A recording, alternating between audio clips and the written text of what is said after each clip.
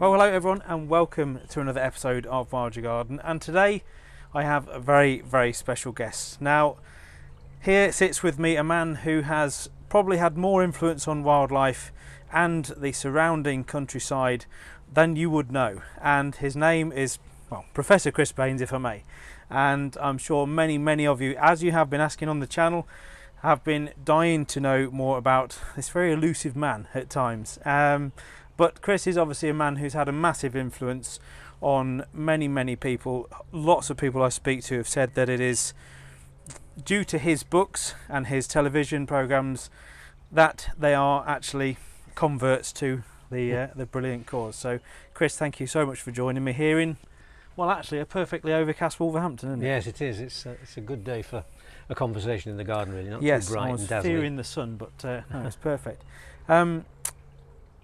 Now, where do I start, really? I mean, firstly, I probably ought to thank you, because I think if it wasn't for you and some of your earlier work, I'm not so sure I'd be sat here. And in fact, I'm not so sure I'd even have a career. So I probably owe you quite a lot. So if you could let me know the commission rate, that'd be Well, don't blame me. I'll start it's not my backtracking. So Chris, if I may, I'd like to start at the beginning, because I think we've both got a similar story of building a pond with our dad. Mine didn't end too well initially, because after digging the hole, Dad actually put the fiberglass little sort of figure of 8 pond in the hole, and a conifer root went straight through the bottom of it, so it was back out and fiberglass repair obviously kit. needed the book. Yeah, that's right. But I hear you have a similar story. I grew up in Sheffield, and my dad was really keen on the countryside and nature. My mum was a great gardener, and they both shared both those interests. But I mean, that's kind of who I am, really, the combination of the two of them. And we moved to a new house and garden when I was about 3.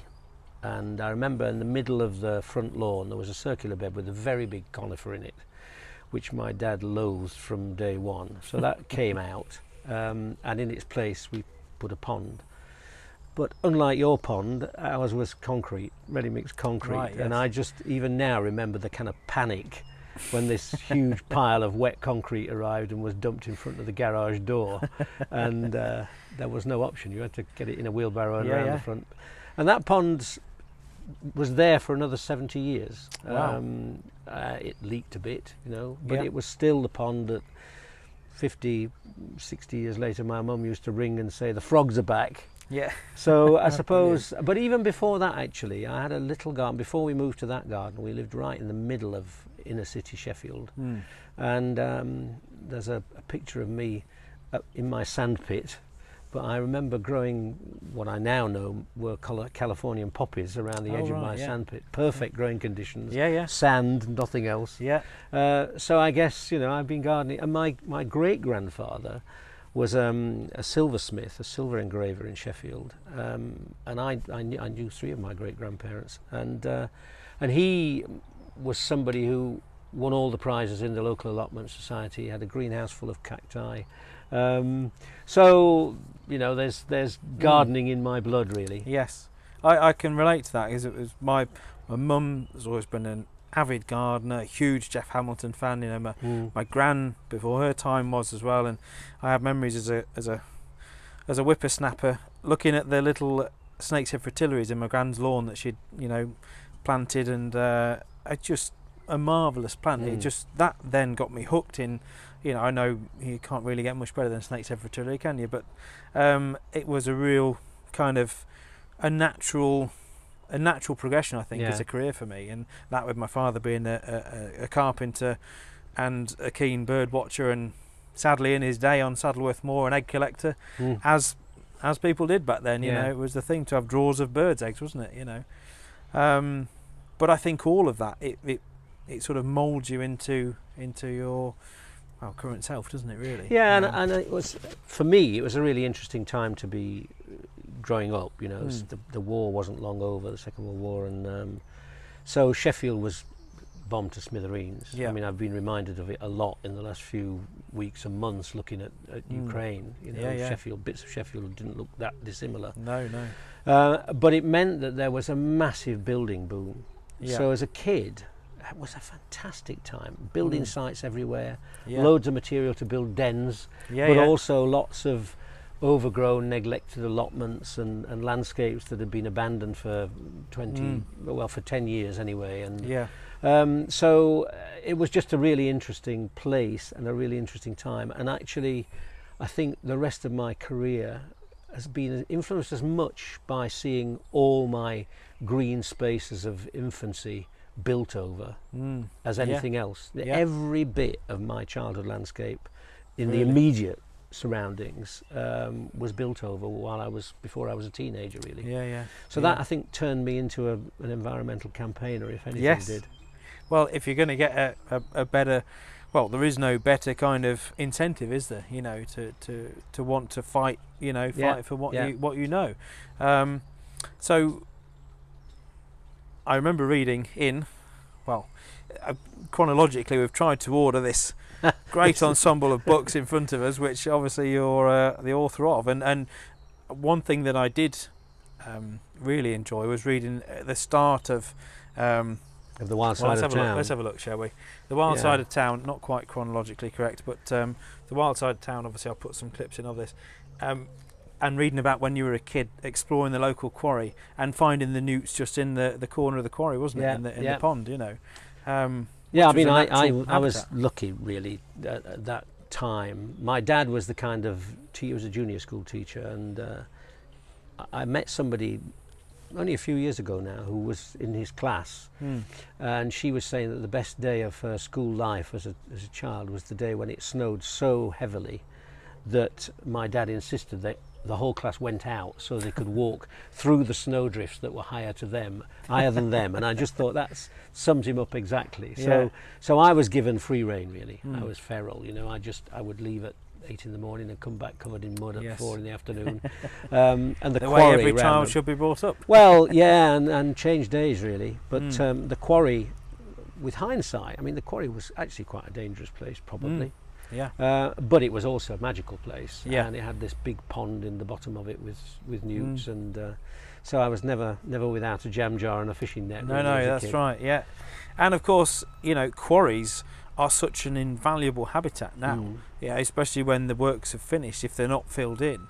You know, I mean, where I grew up, obviously in South Lincolnshire, there are many limestone quarries where, of course, you get all manner of wildflowers and, you know, butterflies such as dingy skipper, green hair streak, you know, grizzled skipper as well, just on some of the associated wildflowers. So they can be a really good spot for wildlife, can't they? Yeah, and that's changed, really. I mean, in my early career, certainly, the assumption was that if you had a quarry, you filled it in and returned it to agriculture. And it was in Milton Keynes, there was a really innovative scheme with a quarrying company called ARC. Had a lot of wet gravel pits, and they employed an ecologist, a guy called Mike Street, who worked with the shooting community. This is a distraction, really, but it's actually very significant in my story in a way, in that what was then called the Wildflowers Association of Great Britain and Ireland, whose passion was shooting wildlife, had a doctor in Sevenoaks, who had realised that actually there could be much better shooting of ducks if the ducklings survived, and the ducklings would survive better if the edges of the wetlands were more vegetated. And he worked with the sand quarry there for a long time, and then in Milton Keynes they really took it to a new level, and that shifted the whole thinking around wet gravel pits from you fill them in and return them to agriculture to saying actually, if you leave them a bit messy around the edge and you leave shallow margins, then actually these could be the wetlands of the future.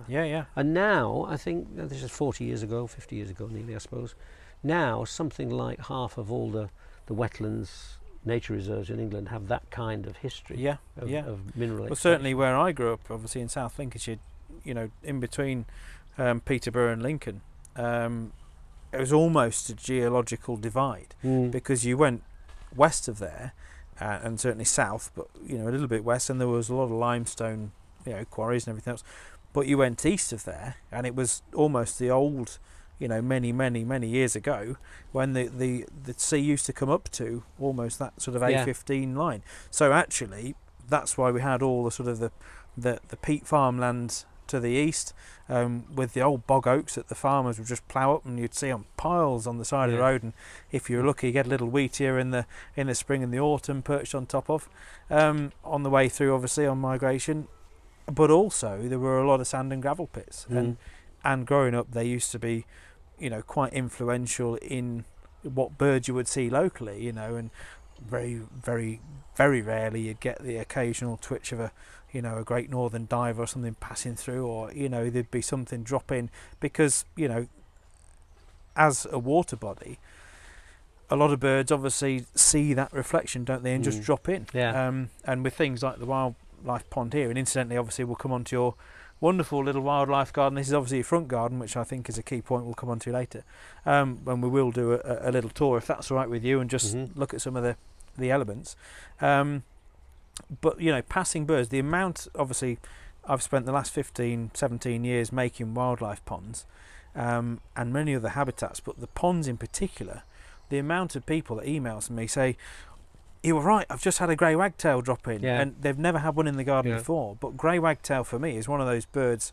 I've had them pop up on ponds in the middle of Oxford, in all kinds of urban areas that you would never expect to see one. Well, I mean, the most extraordinary thing here was as finding a woodcock one morning in the front garden. Wow. And that's the same thing. They migrate, they fly at night, they see the moon reflected in the water, and they come down. And they, you know, it makes no difference to them whether they're flying over the urban West Midlands or... That's right, in fact, they're rather better off in the urban West Midlands, probably. Quite, than the farmlands of East Anglia. Well, that kind of relationship between industry and intervention, if you like, and nature is something that's always been at the heart of everything I've ever done, really. Quite.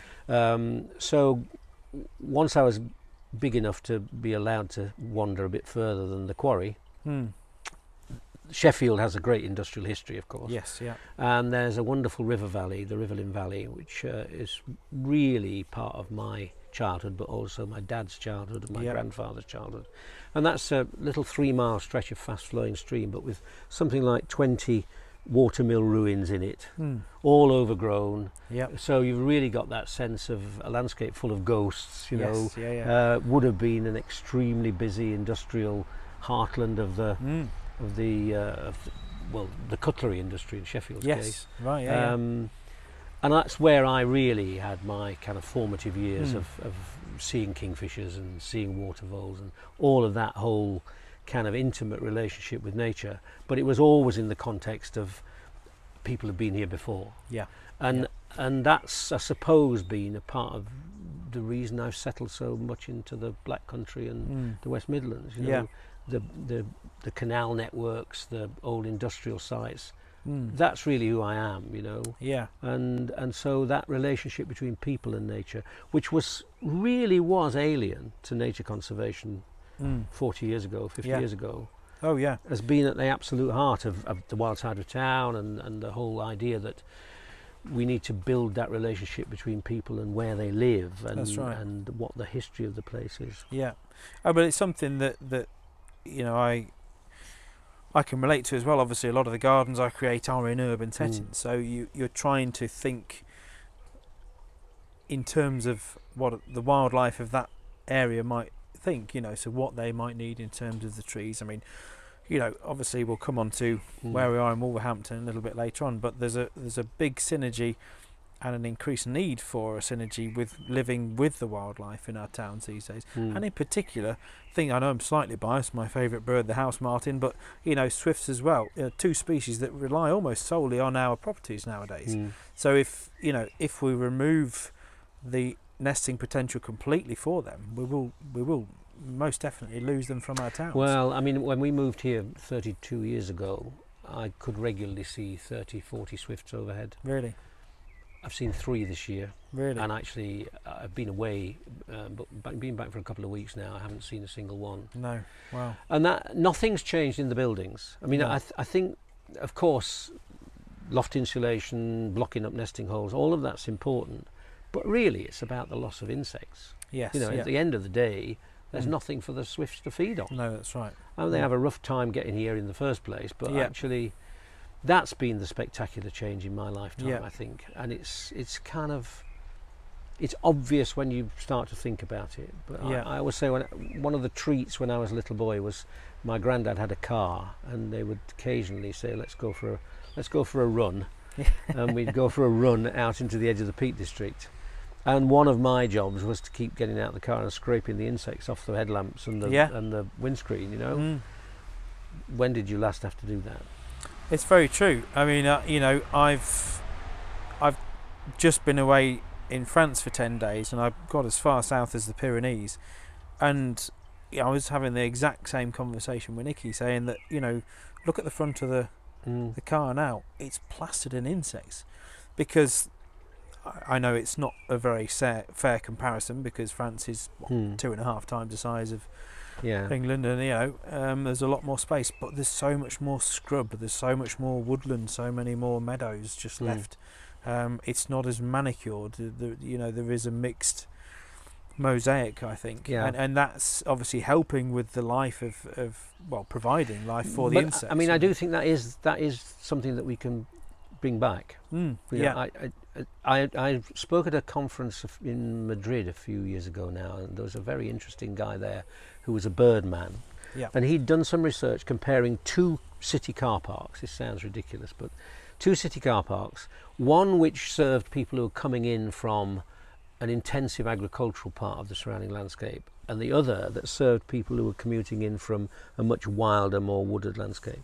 And his research was all about the sparrows in the 2 car parks, and the population of sparrows in the one that was serving the wilder landscape was much higher, and he'd got extraordinary records of these sparrows that sit waiting for the cars to come in, because they're feeding on the squashed insects on the front of the cars, and there were no squashed insects in the other car park.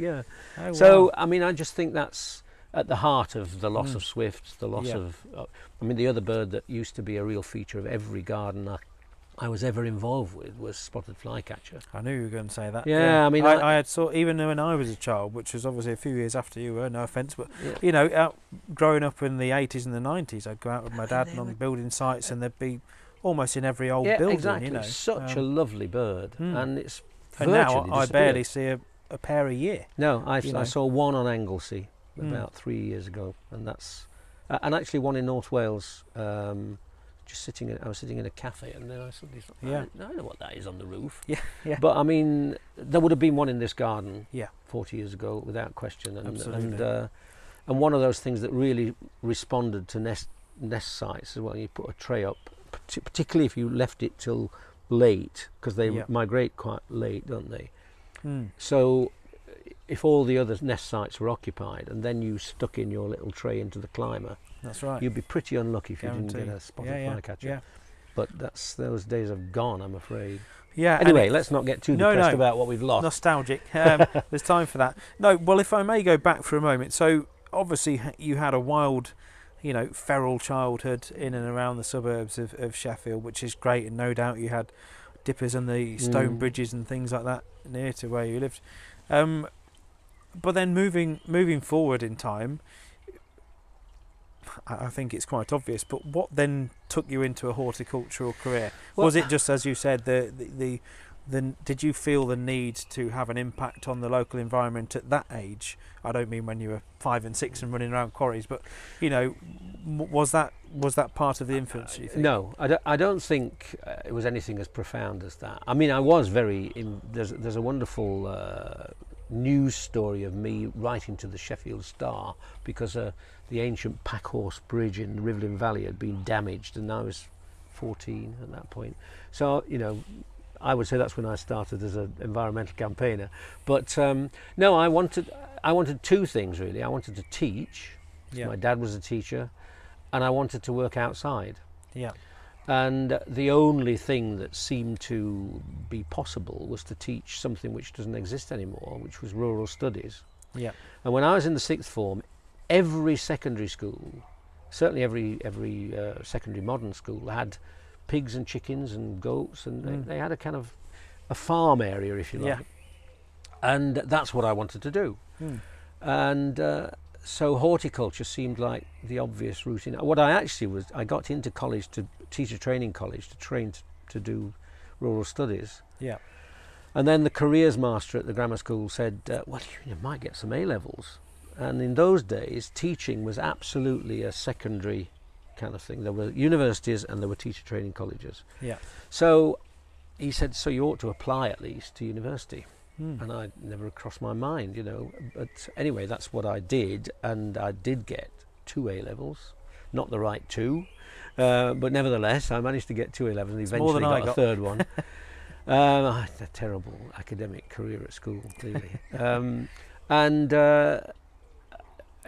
went away to study horticulture. But before I was allowed into the university, I had to do a year's work, and so I worked on the Parks Department in Sheffield for a year, and that was also very formative, really. Nothing to do with wildlife, but a lot to do with the public, with working with other people and communities and stuff. And that was in the World Cup year, 66. So I was working on the park. Sheffield was a place that the World Cup was being hosted in. Yeah.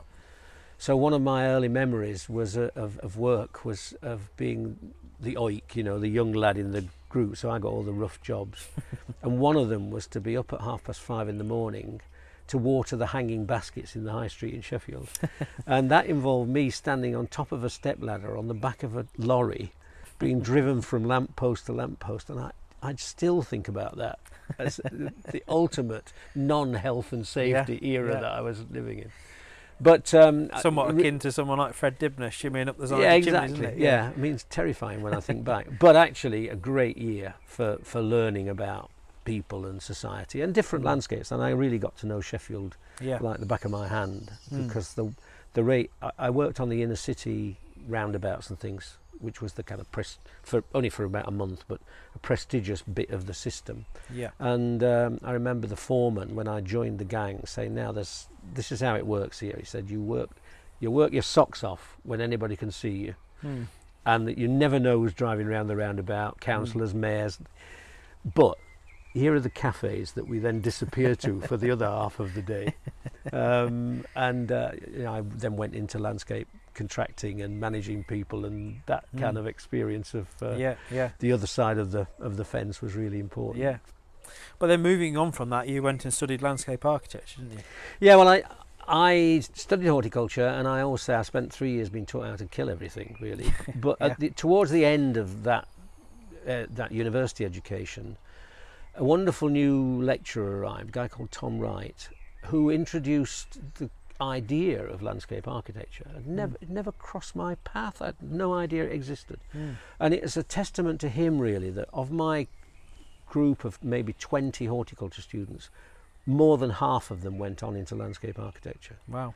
You know, we were interested in plants and ornamental plants, but I'd learned about fruit growing and tomato growing and the whole range of horticulture. Yeah.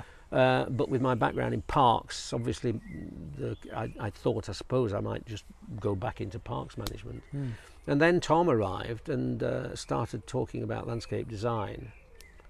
And I thought, well, I'm somebody, I'd always painted, I was one of those kids at school who was not very good at anything, but I could do most things, you know.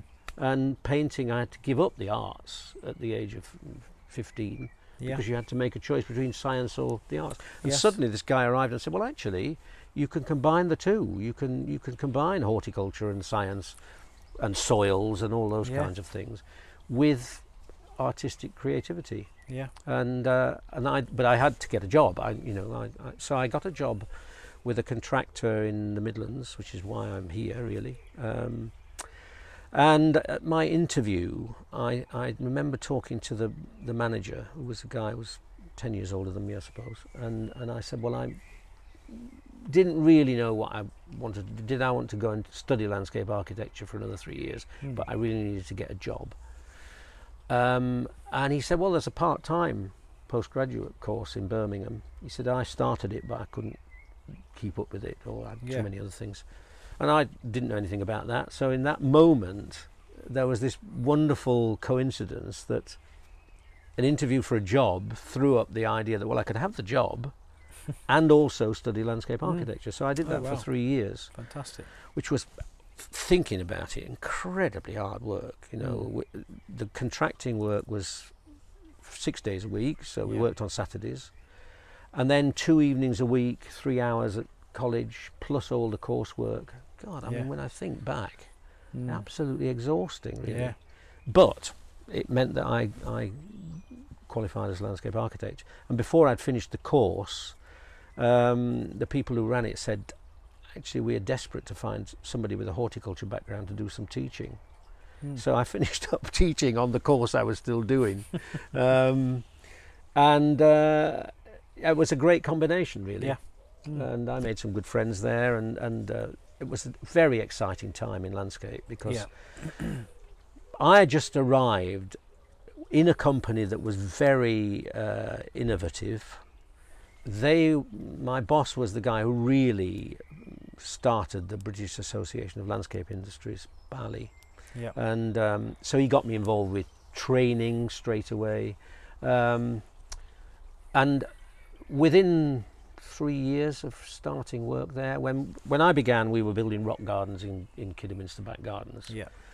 3 years later, we were afforesting the deserts of Saudi Arabia and Abu Dhabi. I mean, it was just extraordinary. This guy just was the best of bosses and the worst of bosses, really, because he was the kind of person who believed you could do anything. Not me, but we could do anything.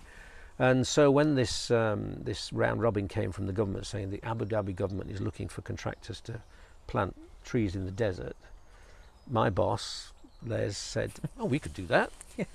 No problem. That was the kind of positive thing. The negative thing was then he would then swing around and say, "Couldn't we, Chris?" And you think, "Oh, here is another of those moments where you're suddenly landed with delivery." But actually, it meant that, you know, within the first 5 years of my working life, I'd qualified as a landscape architect, and I was working on these amazing projects in the Middle East, and also doing lots of, you know, gardens and schools and housing in the UK. So very, very kind of rich, intense early stages, and I got very involved with the landscape profession, Landscape Institute as well, through the teaching, really. And I remember the Landscape Institute's annual conference was in Birmingham in '73. Which was Plant a Tree in '73, big year, and I managed to organise for the conference to come to the nursery. So that was a big brownie point for the nursery management to get the entire landscape profession to come and visit their nursery. So I was really, at that stage, I was in the landscape profession, I was the only contractor. And in the contracting industry, I was the only landscape designer. So I was just in this really interesting kind of position. The go-to man. Well, yeah, just, you know, I got lots of opportunities very early, really. Yeah. And it didn't stop there, did it? So then, obviously, a lot of people will know you from, well, as I've mentioned already, your books and the TV. So which came first, the chicken and the egg? Well, the TV came first, actually. Interesting. This same boss, Les, another of the things that he said, well, we could do that, was that he decided there was a desperate need for a practical landscape programme on TV. And Pebble Mill was the regional BBC outlet. So he just turned up there and said, you know, I can't believe you haven't got a programme about landscaping. And they said, oh, that's interesting. So he did a series called Dig This, which was actually, it's difficult to believe now that it was needed, but it was about how to lay slabs, how to put fences up, the hard landscape side of things. And this went out on as a slot in lunchtime TV. So ground force before ground force. Yeah, long before, long before. And he did that for a year, I think, and then concluded that was enough. But that convinced me that, well, if Les could do it, so could I. And then there was I was getting very involved with nature conservation in the Midlands, and a number of voluntary projects and things that I was involved with. This is in the mid-70s, I think. And there was a call for volunteer projects. Pebble Mill at 1 was the kind of lunchtime daily programme, and they wanted to run a Titchmarsh back in the day. Yeah, exactly, and Peter Seabrook and a range of other people. And they wanted a strand called Pebble Mill in Action, which was going to be volunteer projects. Yeah. And so I contacted them and said, well, there are 3 here that you might be interested in. They said, come in and talk to us. I went through the projects and said, well, how would you like to present the strand? And that's how it started, really. Yeah, so I mean, starting in television was just a kind of an aside, really. But it was fantastic because it was live television. Yeah. So it was really technically quite challenging. You know, those situations are still live television now, of course, newscasters and things. But having that thing in your ear and somebody shouting down to you, you've got 3 minutes. No, sorry, you've only got 1 minute. No, you're at 4 minutes. And you're trying to look as if nothing's happening in the world. Yeah, yeah. And that led to then having a wildlife gardening strand.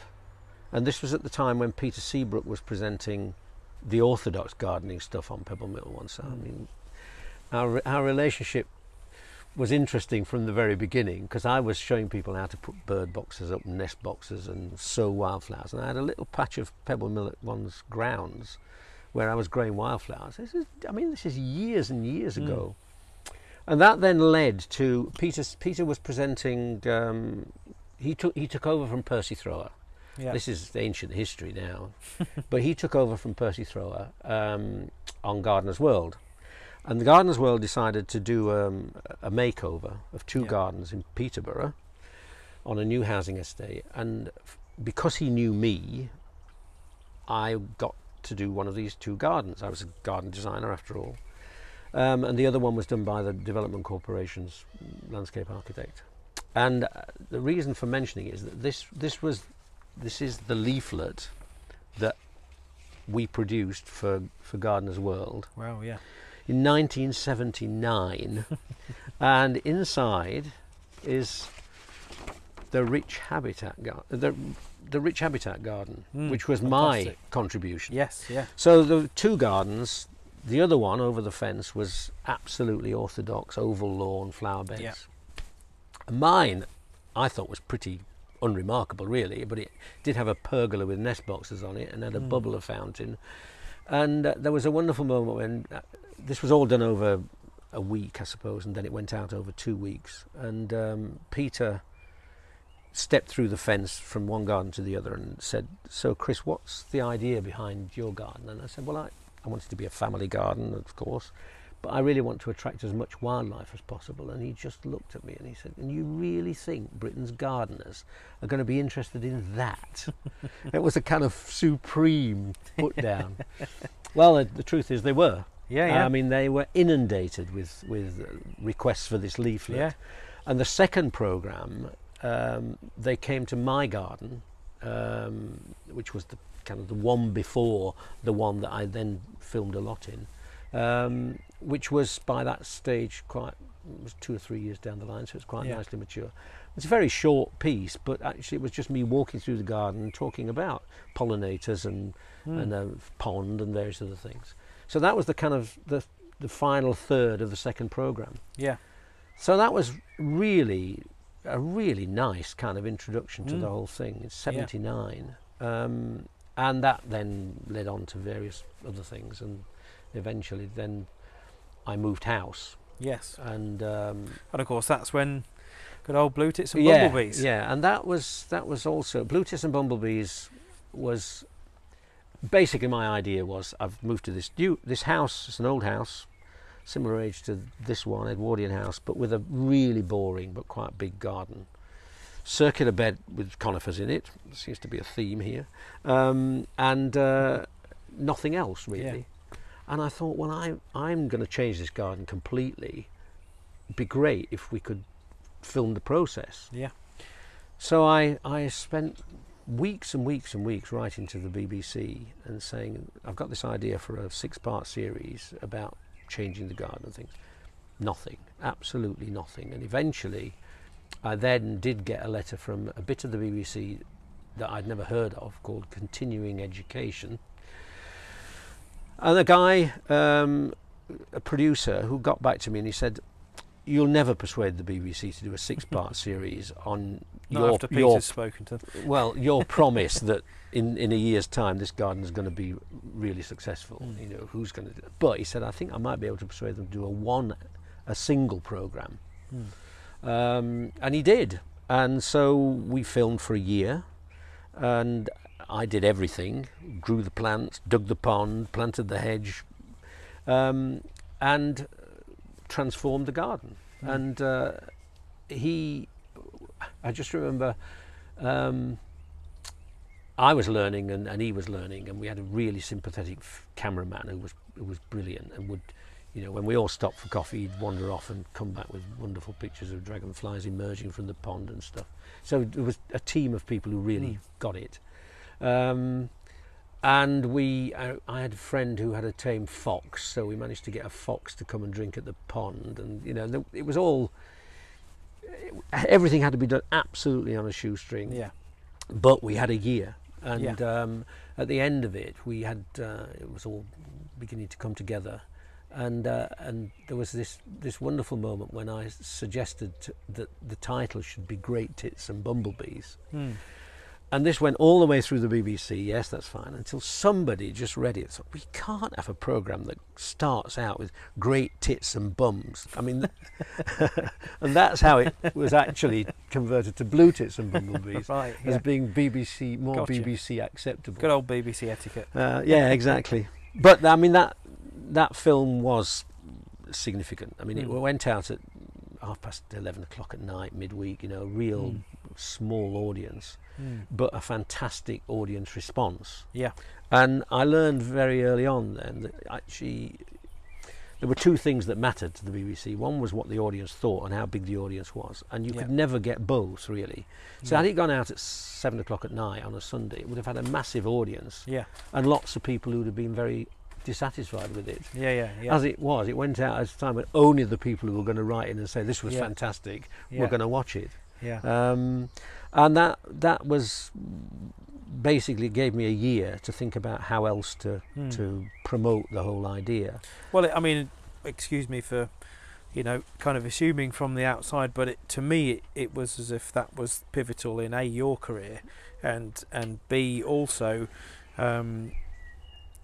massively influential. I mean, my mum always harped on about it, you know, saying, "Oh, I love that series, wish I could watch it." Brilliant to watch. I remember seeing one of the opening scenes was actually a pan up from you sat in the meadow area with a cheese butty, saying, "You might think I'm in the middle of a wildflower meadow," you know, but it was just brilliant. And I think you know, that then obviously led to a lot of other things for you, I'm sure.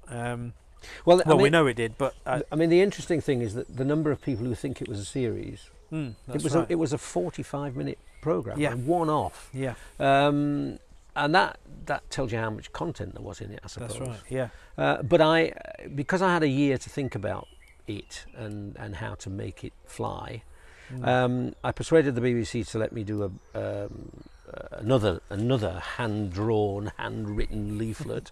You had to do all the work for them, didn't you? A simple guide to the making of a wildlife garden, because they just didn't think anybody was interested. No, that's right. And I managed to get what was then English Nature to pay for the printing of this thing. And a couple of days after the film went out, I contacted the BBC and said, has anybody asked for the leaflet? And the guy I got said, "Asked for it?" He said, "We've got a room full of sacks." Wow. It said about 12,000 people in the first 2 days have written in for this leaflet. So that convinced me anyway. And by that time I'd produced a little book called the Wildlife Garden Notebook, which is a kind of illustrated diary, really. And that was because I did a piece on Woman's Hour, and a publisher was driving along, heard this piece about wildlife gardening, contacted me and said, "I'd really like to do this," and that then led to How to Make a Wildlife Garden. Yes. And I managed to get, not only to get that published, which was a bit of a miracle, but to also get it linked into having a garden at Chelsea. So in that one just year, to remind people, that's, yeah, as you say, that was within the same year, wasn't it? You had How to Make a Wildlife Garden came out, Blue Tits and Bumblebees, and the garden at Chelsea, which I'll let you explain. Yeah, well, I mean, the garden at Chelsea was tiny, but it was, again, very significant, really. At that stage, I'd been going to Chelsea since I was a student, so I'd been going there for 20 years or something.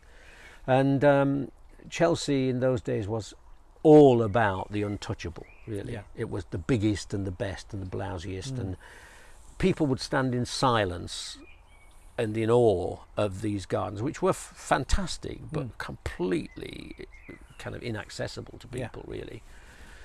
And as it happens, going back to my job with this boss who would agree to anything, the nursery had bought a nursery, another small nursery that grew cacti and bonsai quite nearby, and this was owned by a Second World War veteran called General Sir Oliver Leese, Monty's right-hand man, who had developed a passion for cacti and bonsai in Japan and North Africa. Right. Weird background, but he had this really grotesque little nursery that had a visitor. It was a terrible place. We bought it because it was in a useful place and it had some propagation potential. But my boss said, we really ought to try and get the General a Chelsea medal. Didn't we, Chris? And so in about 1970 probably, I was told I needed to design a display for Chelsea for General Sir Oliver Leese, who'd been exhibiting at Chelsea for years.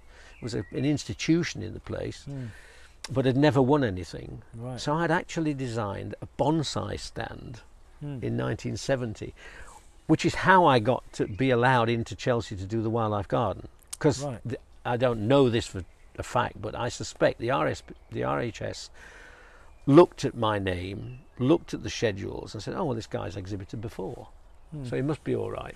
And had they have known, you'd have been going around pinching daisies from other people's plots. Well, I mean, it was so different from anything they'd ever done before, and it was a small garden, but I was insistent that I wanted a pond. I wanted it to look as if it had been there forever. I wanted a lawn full of daisies and cowslips. I wanted lots of pollinator plants. All the stuff which is absolutely mainstream now. But in the context of giant rhododendrons and huge rock gardens and things, it was so different. And for me, I spent the whole of the 2 weeks building it, with the conservation volunteers provided some of the muscle. There was a wonderful moment a couple of days before the show opened when a guy with a horse box arrived, and he was a friend of mine who worked at the National Weed Research Organisation. Oh, yeah, yeah. And he drove in with this horse box full of beautifully grown lawn weeds. And I often think, what if the RHS had known what I was up to?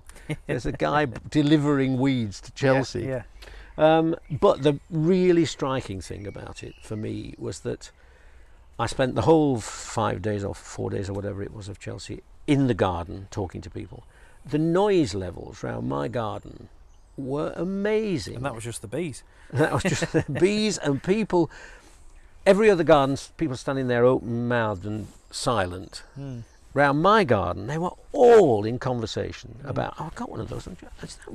It was amazingly different. And it swept the nationals, all the newspapers. This was the kind of the enfant terrible who had arrived at Chelsea. But and having the book to launch at the same time, the book went into the top 10 bestsellers, non-fiction bestsellers, which I just thought naively, again, I'm made for life, I retire now. I then discovered that actually to get into the top 10 non-fiction bestsellers in the days before Jamie Oliver and cookery books, you needed to sell 150 in a week or something. I mean, tiny numbers. Yeah. But the publisher had never had a non-fiction bestseller before, so I was actually taken out to lunch by the publisher, which has never happened since. Unheard of. But I mean, Chelsea, for me, this was very determined from my point of view, that if we were ever going to influence the influential, change attitudes, and show that this was as much about horticulture as it was about nature conservation. There was only one place, one platform to do that, and in those days that was the only show. You know, didn't have Hampton Court and all these others. Right. It was just Chelsea. And a few years later, Gardeners World Live started, and I did a wildlife garden there as well in the first year of that, which was more challenging because that was indoors. Yeah. And you suddenly think, I need a big pond, but there's a concrete floor here. They're not going to let me dig that up. So my naturalistic pond was about 3 inches deep, sitting on the top of the concrete. But those kinds of platforms are really important if you're going to actually change attitudes. You know, you've got to go to where people are listening. And the RHS was so bemused by your garden that there was actually a bit of a story behind your medal, wasn't there? Yeah, I mean, I was more than happy to get a medal of any kind, but when I read the back of it when it arrived, it was a gold, wasn't it? No, it wasn't a gold. No. It was a silver gilt or something. It would be now, of course. Yeah, absolutely. The latest best in show was the kind of beaver garden, rewilding garden. No, but on the back of the medal it actually says to J.C. Baines for his wildfire garden, and I read this and I got in touch with the RHS and I said, you've made a mistake. Oh, send it back. I said, no, I'll hang on to it, thank you. But clearly the idea of the word wildlife and the word garden in the same sentence were just completely unimaginable, really. Yeah. And now every garden at Chelsea is full of primroses and cowslips and foxgloves. A massive shift, hasn't there? Yeah, you know, it's been pivotal, I think. And I must say, how to make a wildlife garden was my mum's Bible, you know, back in the day, and it, you know, she followed it religiously and tried to do whatever she could in the garden. Hence, we had the pond, you know, which we put in with Dad, and I remember I have fond memories of, you know, from a very early age. Dad was a big fisherman. Kept some maggots in an old fridge in the shed outside. And I remember going and getting little castors and maggots and tying them straight to a bit of, poor old maggots, straight to a bit of line and just dangling it in the edge of the pond, and you'd get these smooth newts come out and you know, snap at them right under the edge of the overhanging grass, and you know, that was pivotal, you know, for me and for, I'm sure, many of the people as a reference in terms of, well, I mean, it was written very very quickly, but on the basis of a lot of thinking about it and working on it and things. And I mean, the proof of the pudding is it's been in print now for nearly 40 years. Yeah. And that's so rare in gardening books. You know, they get rejigged, and in fact there's yet another new edition due out. So you've also got this one, haven't you? Which that was the most recent one, 3 or 4 years ago. 2015, was it? Yeah, which was particularly satisfying because the same Royal Horticultural Society who got the wildfire garden on the back of the medal then published this as a kind of gardening classic 35 years later or whatever. So there's some kind of satisfaction in that.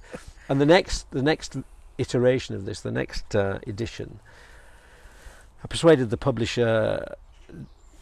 I've been very involved, more and more involved in the whole wider landscape, and the same principles that we can rebuild and we can restore and we can bring back nature, but we need to do it on a completely different scale. Gardens are a really important place to start, but you know, I'm very involved with re-wetting the uplands and restoring the shoreline and even rebuilding the ecosystems of the seabed in the underneath the wind farms, you know. But it's all the same kind of idea. So in the next edition, they've given me the chance to kind of expand on the end of the book. Oh, brilliant! And talk about the rewilding movement and the restoring of new woodland and new wetlands and wildflower meadows, and that has to be the future. Yeah, you know, because it's so shot out there. I mean, my life has been witness to a spectacular loss of habitat, of wildlife, of species. Yeah. The next generation has to be the generation that begins to rebuild and restore. Yeah. And as I say, it's the same basic principle, but on a much bigger scale and dealing with quarries and railway lines and new roads and.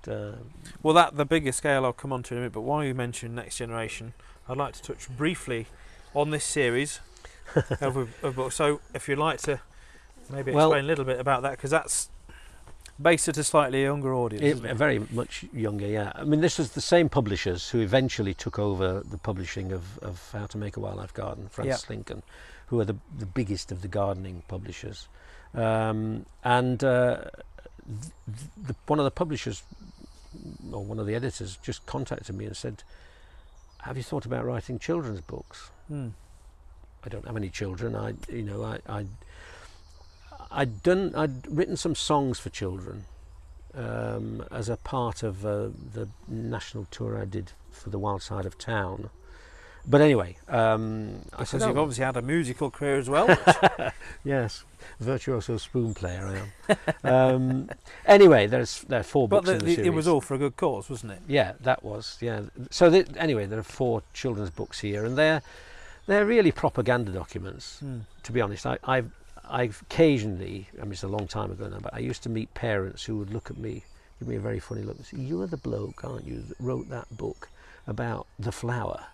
God, I've had to read it so many times to my 4-year-old. And this is all about pesticides and not using them. So it's children growing nasturtiums and stopping the grown-ups spraying the aphids and relying on bringing ladybirds in and things. So, a bit of fun, really. Yeah, but I think key in inspiring a younger generation, and well, I think it's more subtle than that. I actually don't know to what extent that would have inspired 4-year-olds, but I do think that if you're a parent who has to read that 25 times in a couple of months, surely the message does penetrate. And I think that's a really important part of how campaigning works. You have to think about, now, where are people listening?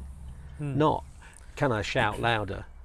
And for a lot of the young parent generation, the only things they read, it's the only thing they've got time to read, is the books they read to their kids, if the kids are lucky enough to have parents that read to them. So there was method in the madness. Yeah, and they got translated into Dutch and French. Oh, brilliant. And, so somewhere out there's a generation of 40-somethings now that grew up being bombarded with propaganda. Oh, brilliant. So you've done, obviously we've touched on Chelsea, we've touched on Gardens World episode, we'll come on to Wild Side of Town in a moment, which obviously was turned into a 5-part TV series as well, wasn't it, in 1987, if I'm right. But then you also, in between all that and everything else that you had going on, managed to just drop in a little garden in Harrods, didn't you? Right in the middle of Harrods. Yeah, well, you have to remember that I was on a roll, really. I mean, after Chelsea and all of this publicity and the book and everything else. And to be perfectly honest, I can't remember what the origin of the idea was, but it was, I don't know, 1987 probably. And I just got this opportunity to create a window display at Harrods. Yeah. So created a wildlife garden in the most prestigious shop window in the world, probably. And had to build it myself over the weekend, and had privileged access to Harrods on a Sunday morning to build this garden. It's just ridiculous, really. If anybody had seen me through the window, there I was. I wasn't in a black outfit and looking very smooth as a window dresser. I was there in my dungarees with a wheelbarrow, but as you should be. But it was, again, just symptomatic, really, of the moment being right. There just was one of those magical moments when people were ready for it. Yeah. And I happened to be the messenger, if you like. Yeah. And I had, by that time, made good friends and contacts in the wildflower seed business. John Chambers, for instance, who was another pioneer. Miriam Rothschild was somebody who was equally passionate about the revolution. Yeah. So I was able to buy or get people to give me wildflowers in flower and that kind of thing. And it was a relatively small garden in a smallish window, so it wasn't. It wasn't. And what did they think of you taking rotten logs inside their? It was memorable. I mean, Harrods is an interesting institution. It's they have a tunnel under the main road to their warehouse. So actually, I didn't have to go in and out through the front door of Harrods. I was in a back street somewhere in a warehouse, and then going through this underground tunnel to get into the store.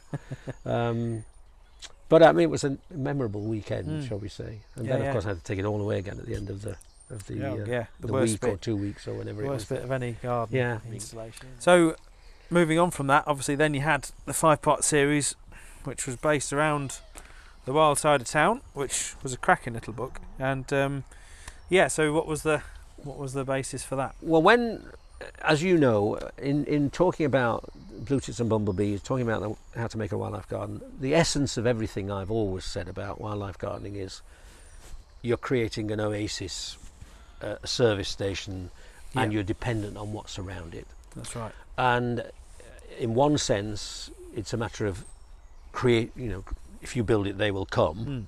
On the other hand, if you take that view, then you have to begin to think about what's happening over the garden wall. Yeah. Because your butterflies that are coming to your buddleia bush might be dependent on a patch of nettles that somebody else has decided it's time to spray. Yeah. So that got me very directly involved with the whole urban nature conservation. I've been involved since the late 70s, helped to set up the Urban Wildlife Group, which was the first of the urban nature conservation organisations, and I was its first Which chair. is now the Wildlife Trust for Birmingham and the Black Country. So I'd been involved in the wider kind of urban green space movement for quite a while, and in the early 80s particularly, I'd worked with communities and kids in Brixton and Hackney and Deptford, and very often working on bits of wild scrap land as the only resource that I got to engage kids with. So I had that kind of a background, but the book and the TV series really grew out of the success of Blue Tits and Bumblebees. Having seen the public response to that, the BBC then said, well, maybe you should have a series. And so the wild side of town was really exploding out of the garden and looking at the role that overgrown cemeteries play, that railway lines play, that urban parks play, that whole tapestry of different kinds of green spaces, much of which is informal and unofficial, and again on a shoestring, because this was still part of the continuing education bit of the BBC. So I remember there were two things that were very memorable about it for me. One was that they managed somehow to find 3 days of wildlife cameraman for me. This is a 5-part, 5 half-hours programs about wildlife in towns, and I had 3 days of specialist cameramen. So we just had to rely on the archive for anything else, and anything that the cameraman could pick up on on the day, which is hiding to nothing, because there's a butterfly, and you then spend the next 25 minutes with a news cameraman or somebody trying to capture the butterfly. But we did get 2 brilliant images that I wanted. One was of the starling murmuration over Birmingham New Street, which doesn't exist anymore. Birmingham New Street does, but the murmuration of starlings is long gone, because the buildings are all covered in nets and things. But I managed to get access to a top floor hotel room on the hotel next door to the station. Stuck this cameraman in there who'd just come back from filming elephants in Africa and was a top BBC wildlife cameraman, basically with a gap in his diary, so they shunted him in. And I can imagine when the phone call came, what?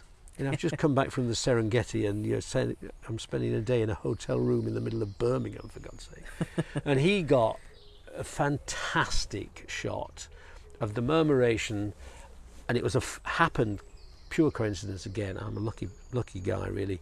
A full moon, a bit of cloud around, and this magic murmuration with all the skyline and the full moon in full frame. Wow. And there's a wonderful sequence which was used at the end of every programme in the series, which was of the murmuration flying across the moon, and then this cloud just comes in and closes off the moon. It was just, you couldn't have orchestrated it. Couldn't make it up. And at the end of the next morning when he contacted me, he said, I filmed all over the world. He said, nothing else I've filmed has brought tears to my eyes quite to the extent that murmuration did. And the other thing that I wanted to get was a footage of an urban fox. Lots of footage of foxes, of course, but they're all being hunted by people in the countryside. That's right. And again, I knew where there was a fox den in a suburb of Birmingham, right on the railway embankment. So managed somehow to get permission to have a cameraman sit on the railway embankment.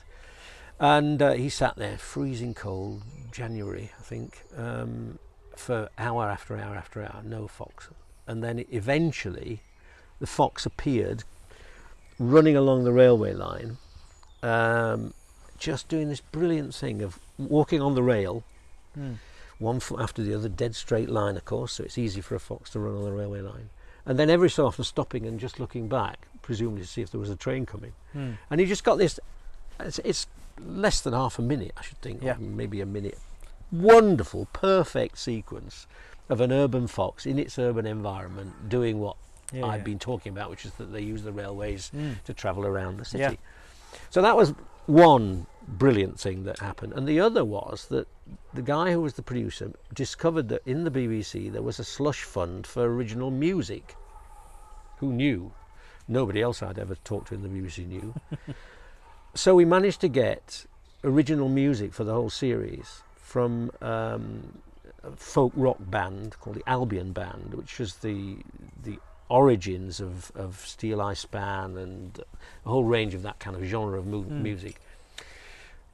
And they were commissioned to write the music for the series. Fantastic. And the thing that reminded me particularly of that was that they just wrote the most brilliant short sequence of a hunting tune just for this fox sequence. Oh, wow. So having got the footage, I just remember going into the studio with them, and they set all their instruments up and they played. There was a fiddle player and a guitarist and a bass guitarist and a drummer, and just recorded this sequence of music exactly in time with this fox. So the fox is running along, there's this kind of background music, and then every so often in the sequence there's this kind of distant hunting horn sound in the music, which is just to coincide with when the fox turns around and looks back. Brilliant. Just brilliant. And I just thought, well, I've only had 3 days. I can't remember what we used the third day for. But of the 3 days, we've got 2 absolutely custom-made, world-class little sequences for the series. Fantastic. And that, involving the Albion Band, that then led to me doing this Wild Side of Town tour to raise money for the British Wildlife Appeal. And I was following on David Attenborough, who'd done a national lecture tour, and he was the chairman, I was the vice chairman of the British Wildlife Appeal. This is for the wildlife trusts. And they said, well, David Attenborough did this lecture tour last year, we'd like you to do one this year. And I said, A, do I really want to follow in the shadow of David Attenborough? Come on. And also, you're just preaching to the converted. If I do a lecture tour on wildlife gardening, the people who come will be the people who've got wildlife gardens. Why don't we do a national tour with a rock band instead? And you can imagine what the reaction to that was. But that's what happened. I managed to get sponsorship to pay for the band to tour with me. We then wrote between us an entire album of new music. Brilliant. And did 15 gigs, I think, all hosted by wildlife trusts from Guernsey to Belfast to Edinburgh. Fantastic. So I spent the summer heaving speakers up backstairs of theatres and things, and playing the spoons and singing, and recording an album and all of this extraordinary stuff. Wow. And I still meet people quite often who say, "Oh God, I just that you're that bearded chap." That's right. Those concerts, and it worked. You know, we had a completely different kind of audience, and particularly we had family audiences. So a whole family would come, and the mum and dad were interested in the wildlife gardening. The kids were interested in the rock music, and again, you know, I meet people, not so much these days, but I used to meet people who say, "Oh, it's the only thing I can remember when our kids were teenagers, where we all went to something together." And at the end of these evenings, you'd see little old ladies leaving, clutching their LP. You know, it was very memorable. And and I'd run folk clubs as a student, so folk music was a part of my background, and I just had the greatest time, really. That Wow, yeah. summer was pretty magical. Another string to the bow. Yes, and spoon playing was the virtuoso bit of what I did. Wow, Yeah, brilliant. Yeah. How incredible. So then, still with all this going on, you had... I've seen a bit of a documentary on... was it a walk in the Black Country you did? Yes, early favourite 80s, walks. 84 was it or something? Something like that. Yep. Yeah. Um, And there was a series of celebrities going on their favourite walk, and so I did a walk around a bit of the Black Country, which was under threat yeah, of being converted from open landscape into a shopping centre. yeah, It's been a shopping centre for the last 40 years, so yeah. didn't. Oh, that was the farm, was it? Yeah, Merry Hill Farm. That's the one. Yep, yeah. Merry Hill. Nobody now would believe, if you go to Merry Hill Shopping Centre, that was a field with cowslips in the grass. You know, it was right in the middle of the Black Country. Yeah. Anyway, it was a nice opportunity to kind of show people the richness of that landscape. That's right. And then that then led on to an environmental series called The Big E. Yeah. Which was presumably 1988 or 9, I guess, which was about environmental action. Yeah. So at that stage, I was also doing quite a bit of children's television as well. So I mean, this is all really pioneering stuff, really. Yeah, yeah. That was a double 5-part series, so 5 25-minute programs and 5 10-minute programs on things like energy efficiency and transport and waste management and all the stuff that again now is absolute mainstream TV, but then this was probably the first environmental action series, and the concept was interesting in that the 10-minute programs were designed to go out early evening and be very light-hearted, fun, but as a kind of tease for a much more serious 25-minute program later in the evening. Yeah. That's I've never seen that done ever since. Yeah. But it was really interesting, and the BBC used the 10-minute programs to test basically 5 young directors. Yeah. So the main programs were in the hands of a seasoned, established guy who'd done all the other stuff with me. And then they brought in these 5 young directors and gave them each, one on food, one on waste, one on energy, one on water, or whatever it was. And one of those 5 was Stephen Moss. Who you've also very recently had the pleasure of speaking to. So Stephen Moss at that stage was a wide-eyed young, not exactly a trainee. I think he'd done one series on a Spanish language TV series. Yeah. And he did the 10-minute on energy conservation and energy efficiency and renewable energy, wind farms and things, which again, just in 40 years since then have become absolutely pivotal. But in that stage, and that led, I suppose, on to my then doing a regional TV series. This is all very rambling, but a TV series called Your Country Needs You.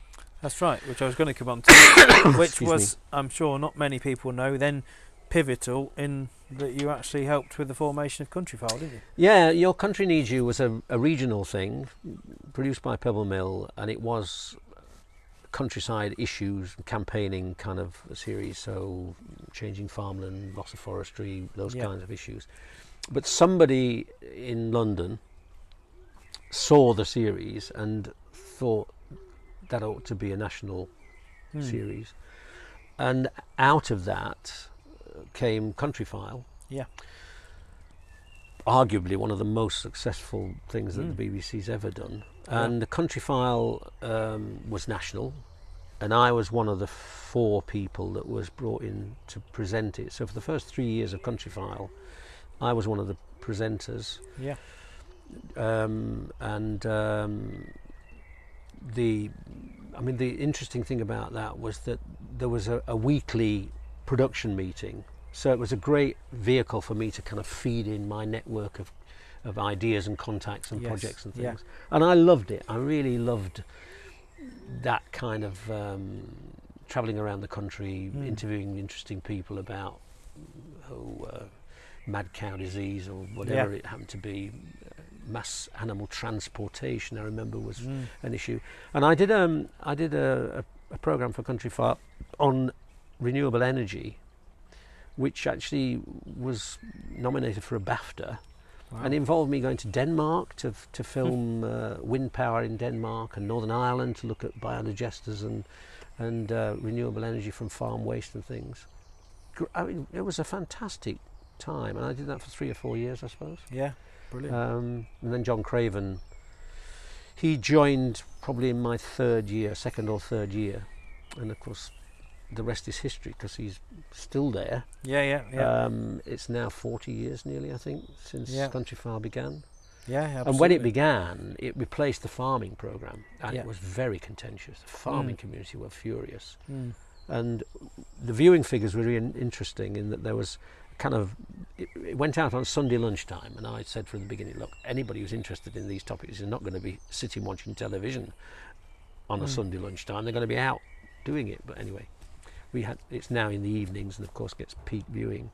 But the viewing figures were very interesting because they would trickle along, bump along the bottom until about 3 minutes before the end of the programme, when the weather forecast came on, and then all the farmers who refused to watch the programme would switch on the telly to see what the weather forecast was doing.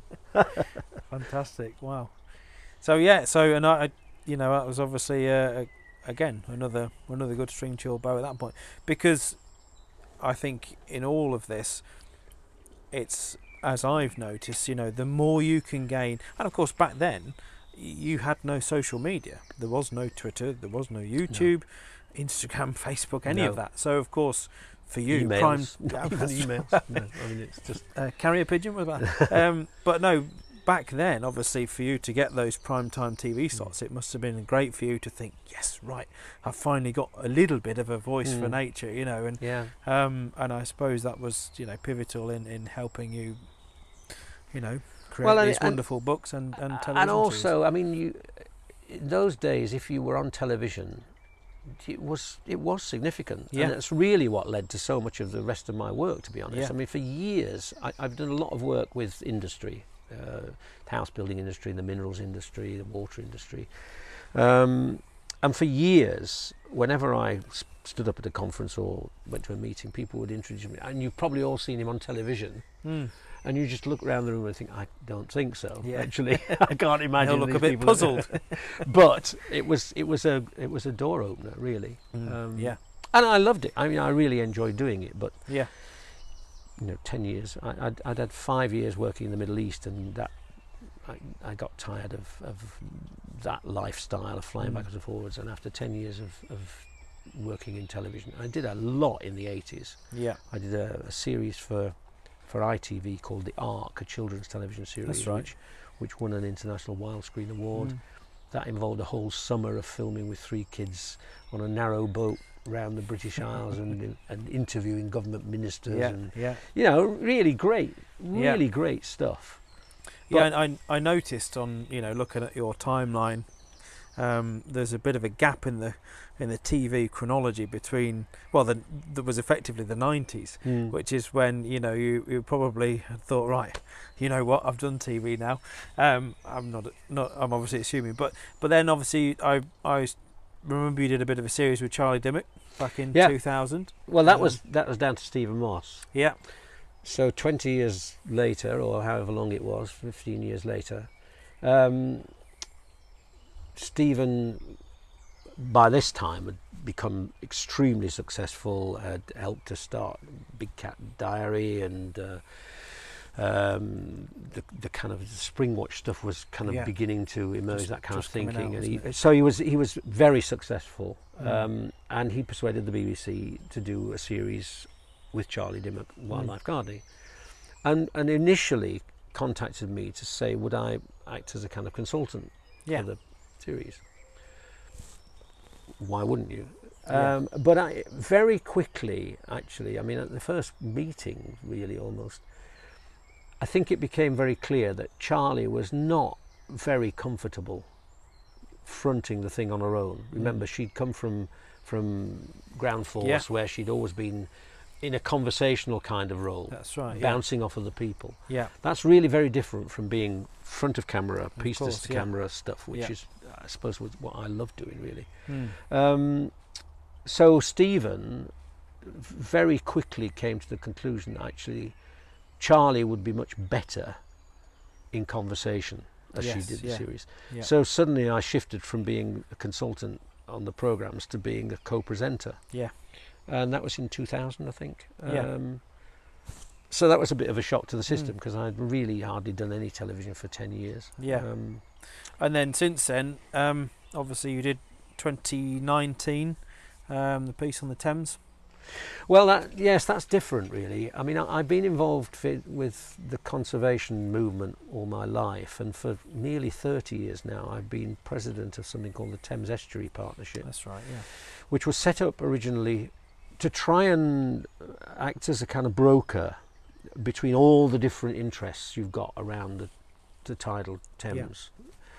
Everything from huge shipping companies to local fishing clubs and rowing clubs to ferry companies to mineral extraction companies to the developers that are building around so many big players and little players. And so the Thames Estuary Partnership was set up and continues to be a kind of a facilitator of a better conversation.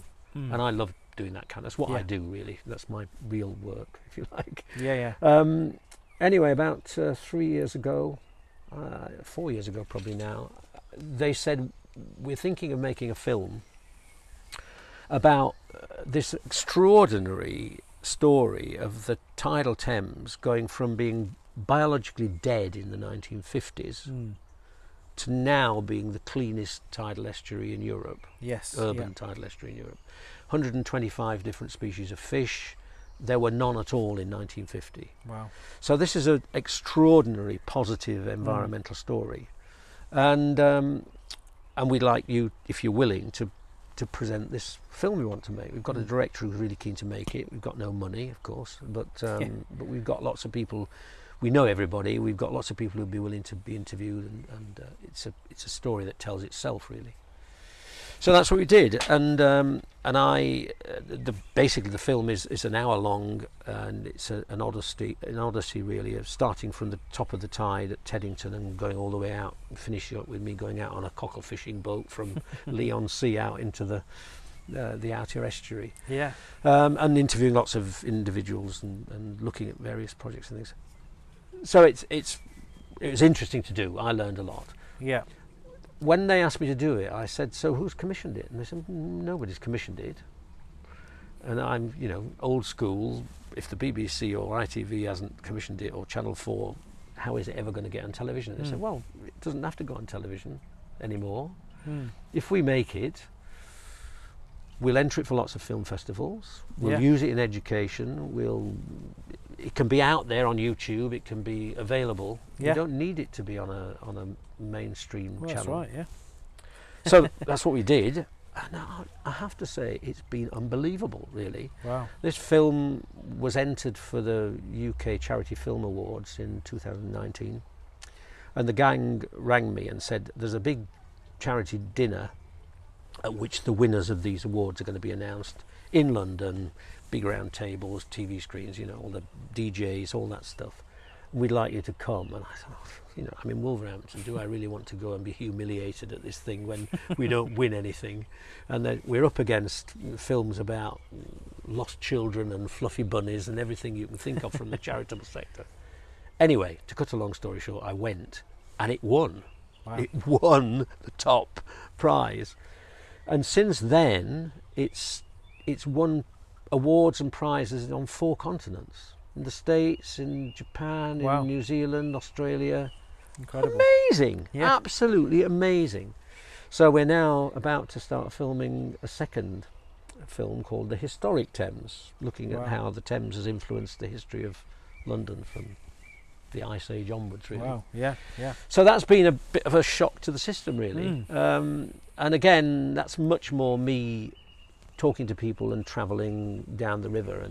But I think the real secret of its success, if I'm honest, is that we managed to get Sir David Attenborough to do a 2-minute introduction. Yeah. So when these film festivals see film introduced by Sir David Attenborough with small letters actually presented by Chris Baines, I don't think they get beyond the Sir David Attenborough. Once they see the film, clearly, they like it. But Yeah, that's been a revelation, because it's really shown me how much things have changed in 40 years of media. You know, it's completely different now. So, you know, it's on Amazon. You can watch it anywhere in the world for £5 or whatever. So you had to buy a special new acting suit for that one. Quite exactly. Yeah. Yeah. Wow. But Brilliant. I mean, to just be able to tell the story of the research that's going on from London Zoo into the harbour porpoises that live in a quite large pod right by the House of Commons. Really? Who knew? Yeah, yeah. No, I didn't know. No. Because people look over the bridge, you know, dirty old river, and think it's still dead. It's an amazing story. Wow, yeah. And a real privilege to be able to kind of help to tell it. Wow. Well, Chris, I think it would be rude of me to not mention a very famous day that you were, well, I hope are quite proud to put your name against. The International Dawn Chorus Day. That's the one, you guessed it, yeah. Yeah. Which was, you started back in '87, wasn't it? Yes, there's no need to remind everybody how old I am, but well, for a very important there's one birthday, or two references. I just thought, I've got lots of friends I'm not going to see on this significant birthday, and it's in May, beginning of May. And at that time, my garden was really quite well known, and so I did have a kind of party at the crack of dawn in the garden. But for people who couldn't come at 4 o'clock in the morning to share the dawn chorus in my garden, I just contacted lots of them and said, this is what I'm going to be doing, and it'd be great to think that you are also listening to the dawn chorus wherever you are. Yeah. And whether they did or not, I don't know, but they all said they did anyway. They all said they got up at 4 in the morning and we were there for you, kind of thing. Yeah. And I thought this is a really nice idea, because you don't need to know what the birds are. It doesn't matter. No. You just need to be there in the moment and just stand quietly and listen. And this magical thing happens for a couple of months every spring, and wherever you are, really. Yeah. So the following year, I rang the Today programme on Radio 4, and I said the first Sunday in May is International Dawn Chorus Day.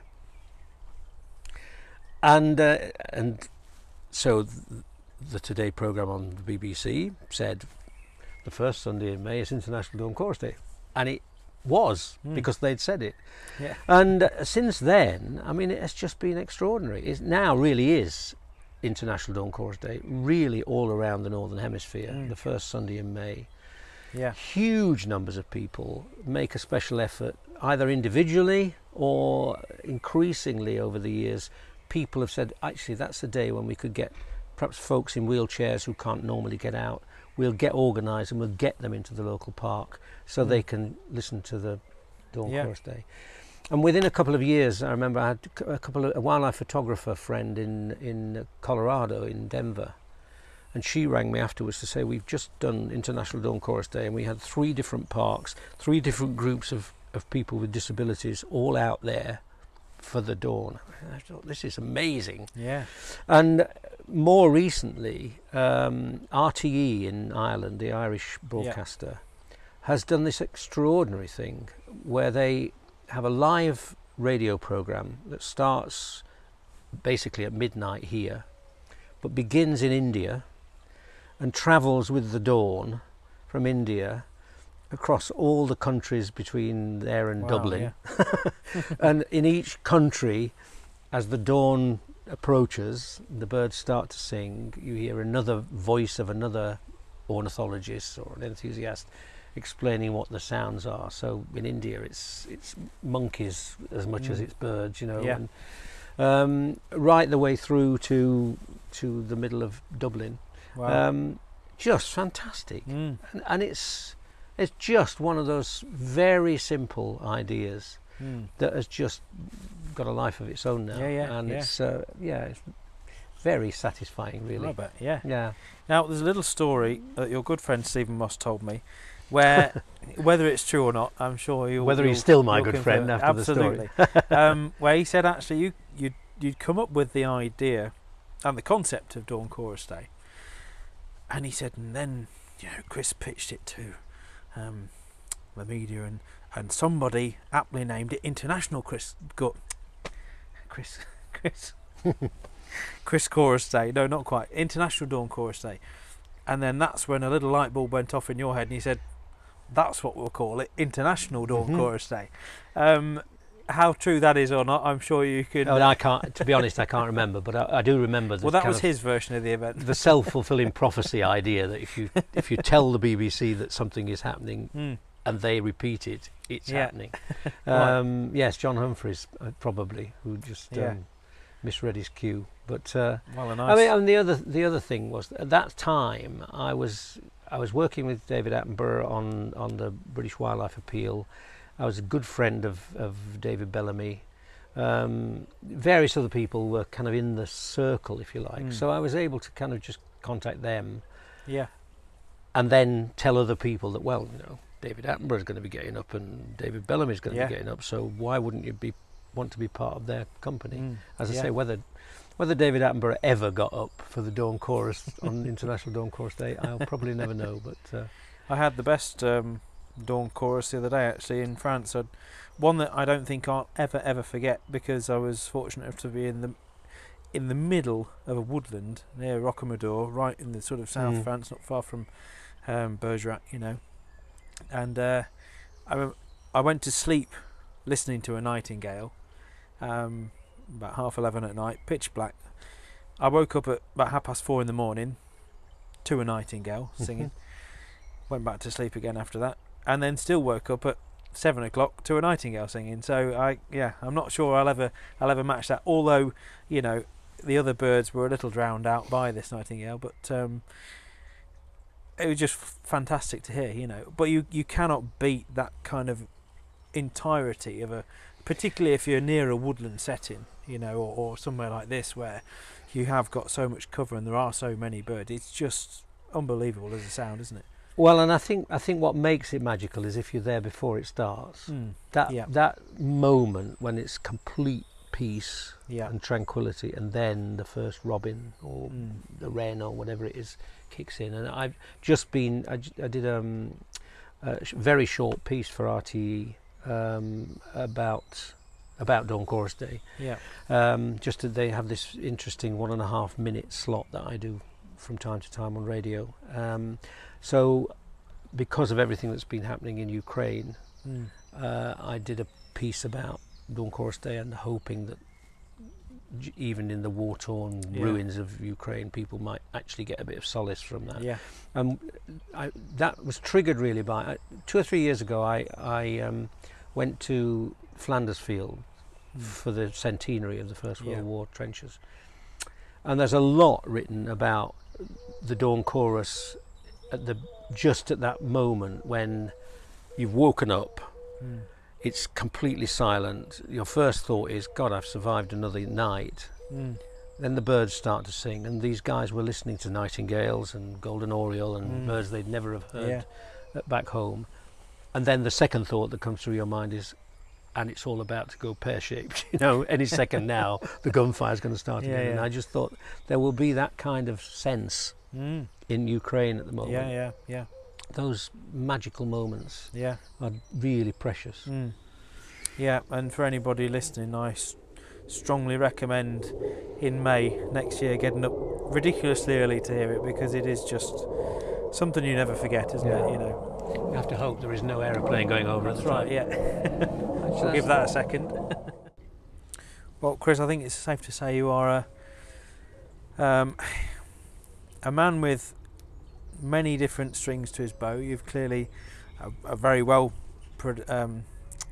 published author. You've made lots of TV. I was actually going through doing a bit of research on your accolades, and obviously I must admit I was struggling a bit to come to any kind of reasonable conclusion as to exactly how many presidencies you owned, how many awards you'd won, and to be honest, I think, you know, would be another hour going through them. And you know, but are there any in particular that you are particularly proud of? Obviously the International Dawn Chorus Day for one, but I know there's so many, and I know you're a very modest man, but you have won so many awards for so many different things, and you are chair to so many things, and president, vice president to so many things, and advisor to so many things, that it's just, well, I think it's incredible, really. I don't know how quite you've fit it all in the last, well, I won't say how many years. One lifetime. Yeah. I have a wonderful life, really. Lots of interesting people to spend time with, lots of interesting projects, lots of interesting organisations, wonderful mixture of paid professional work for industry, the broadcasting and writing, and then a huge amount of time committed to organisations like the Wildlife Trusts and the National Trust and others. I guess probably one of the real high spots for me was when the Wild Side of Town won the top literary prize. This was the first year there'd been a UK Conservation Book Prize. Yeah. 1987, and the publishers entered the book. Didn't even know they'd entered the book, and then I had a phone call from them to say your book's been shortlisted for the top prize. And I thought, well, you might have told me you'd entered it. Yeah.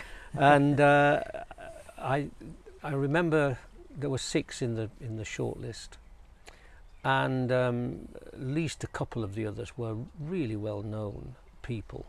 Phil Drabble, who you won't remember, but was very high profile, wrote a lot about badgers and things, so he was one. And there was another famous naturalist who had a book out about dragonflies and things.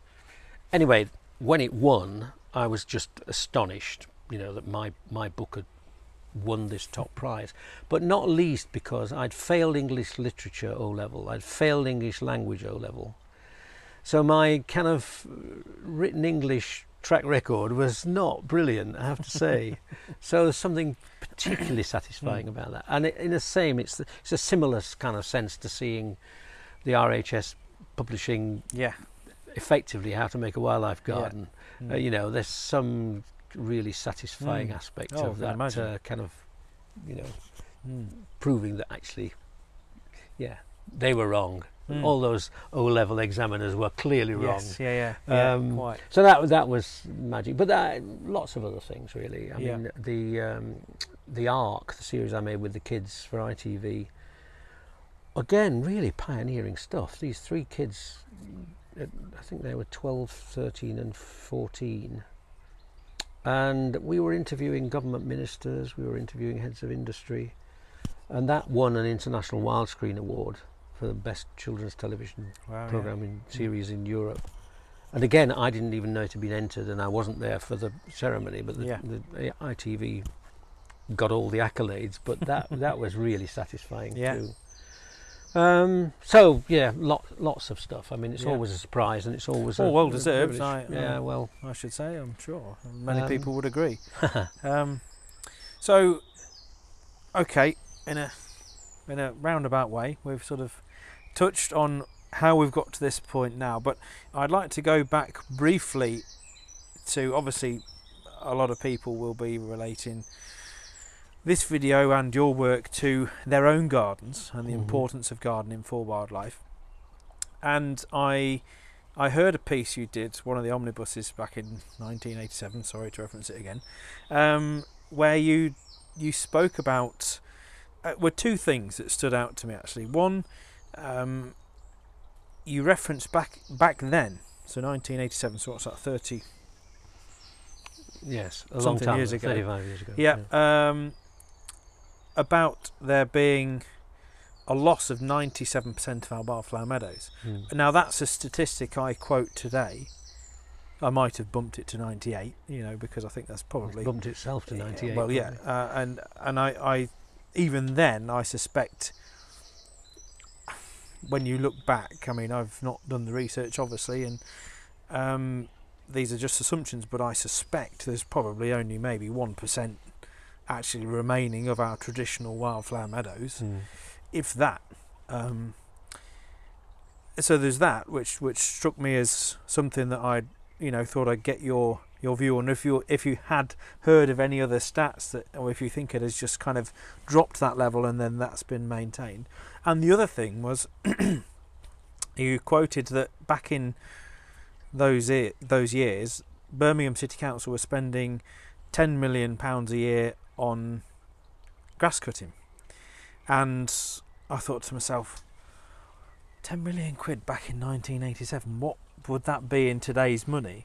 And in a roundabout way, that would kind of lead me on to then saying, what are your views, or what do you think is today's world in respect of those kinds of numbers, and is that same management still out there? Do you think there are less areas that are mown quite so strategically and ruthlessly through the year, or would you say there's a bigger shift? I know a lot more councils now are shifting to leaving roundabouts and leaving verges and just mowing the first metre, which is brilliant. And I know Plant Life have obviously been influential in helping a lot of these councils change their perspective on that sort of thing. But do those figures still, in particular the 97%, do they still sort of relate to today's world, would you say?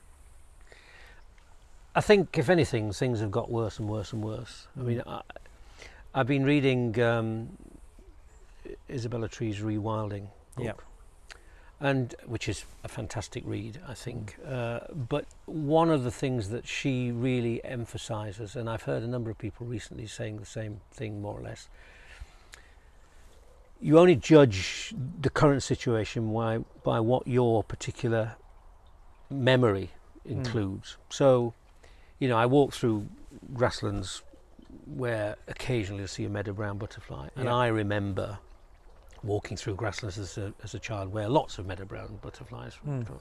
But had I been a child 50 or 100 years earlier than that, it would have been spectacularly different. Yeah. And you get an element of that if you travel to the south of France, for instance. So I was lucky enough to go to Romania, to Transylvania 2 or 3 years ago on holiday.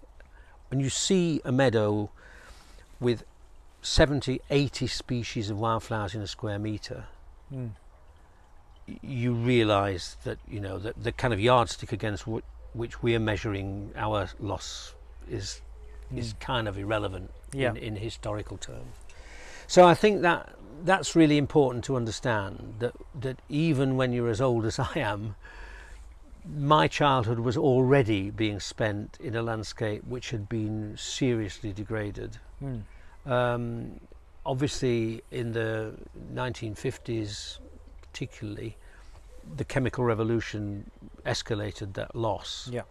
And the changes in farming practices and zero grazing, and you know, the loss of hay meadows was all linked to a change in farming practices. But there's no denying that actually the degrading of the landscape, and not just the land either, the sea is the other thing which I'm more and more exercised about. I mean, we have trashed the seabed to the extent that, you know, it's when you look at pictures of the seabed, it looks like a motorway construction site. I don't like to disturb you, Chris, but there's a large red damselfly just landed on your arm. Oh well, that's the one I brought earlier. That's the one you tried to trouser leg into the camera shot. I mean, I just think the scale of loss is really difficult to comprehend, even for me. For anybody who's only known the landscape for the last 10, 15, 20, 30, 40, 50 years, they're starting from a degraded starting point. So, and also I think it's easy for us to look at our youth through rose-tinted spectacles, isn't it? You know, a little bit. You know, we all. Well, yes, it is. But I mean, you know, when I was growing up and playing in the Riverlyn Valley, there's no denying that every stretch of water had water voles in it. It's a fact. Now there are none. So, and the same with the spotted flycatchers in the gardens. They were in every garden I had anything to do with in the 1970s. There are now none, virtually.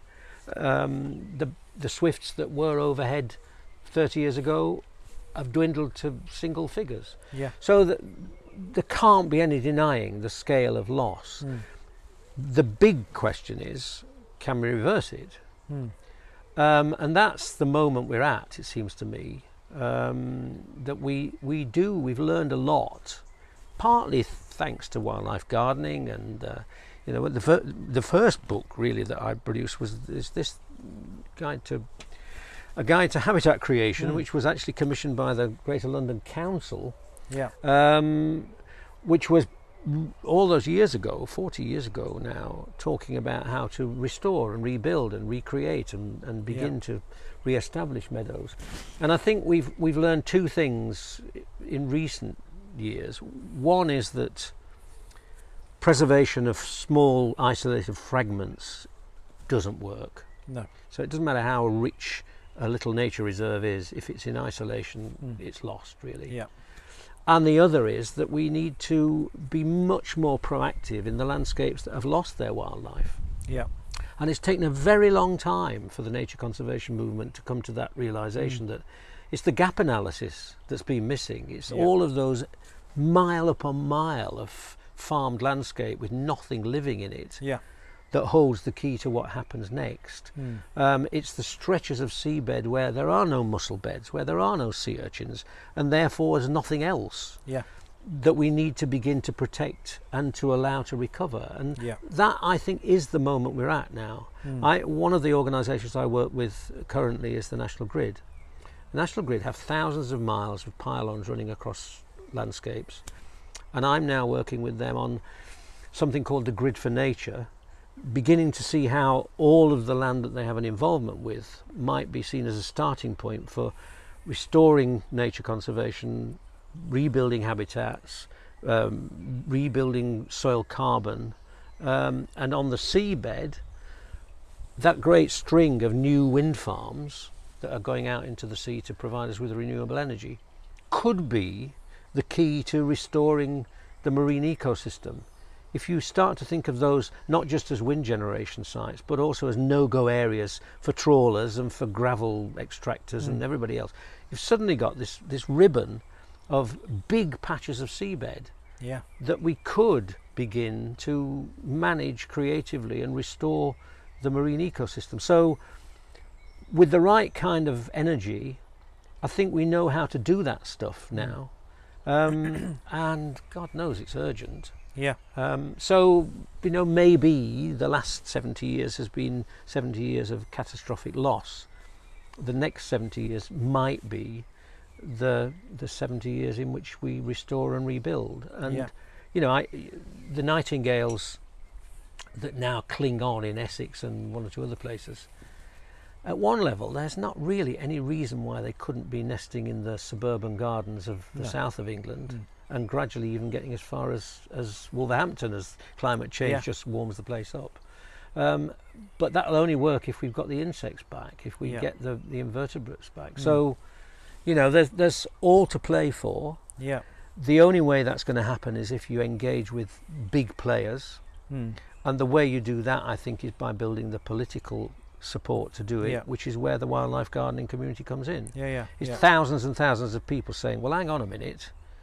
If I'm paying this much for my electricity and my gas, the very least I should expect is for those companies to be a part of a creative movement that's restoring and rebuilding. Very true. If I'm paying all that for my waters, so what's the water industry delivering in terms of upland catchment management and the re-wetting of the peat bogs and things? In other words, as individuals and householders, we have points of entry into these much bigger budgets and economies and communities of interest.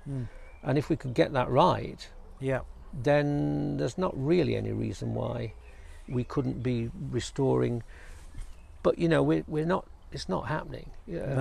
I did think at one point when HS2 was first talked about, you know, I live in the Midlands. In theory, I'm somebody who really benefit from HS2.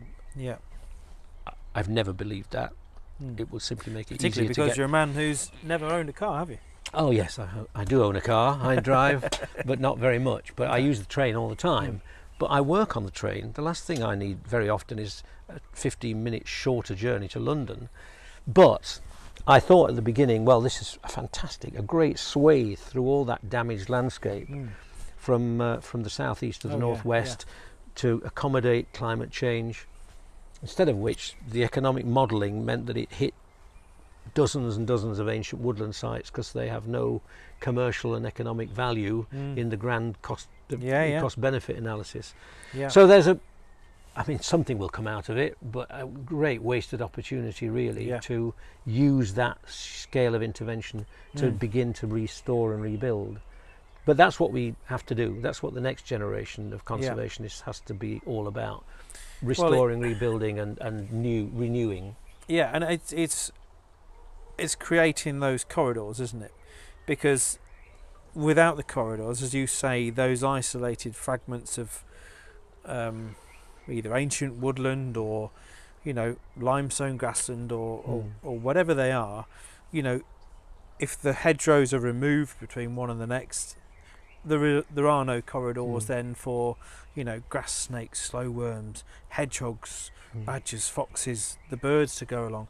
And as you say, things then become more and more isolated with the intensification of agriculture, the removal of hedgerows, and to make it easier to maintain. But that's not what will happen. That's what has happened. No, that's right. Yeah, we are there. Absolutely. We have. But I mean, the creation of those corridors is going to be vital, I think, to link those communities, because otherwise, these populations just die out.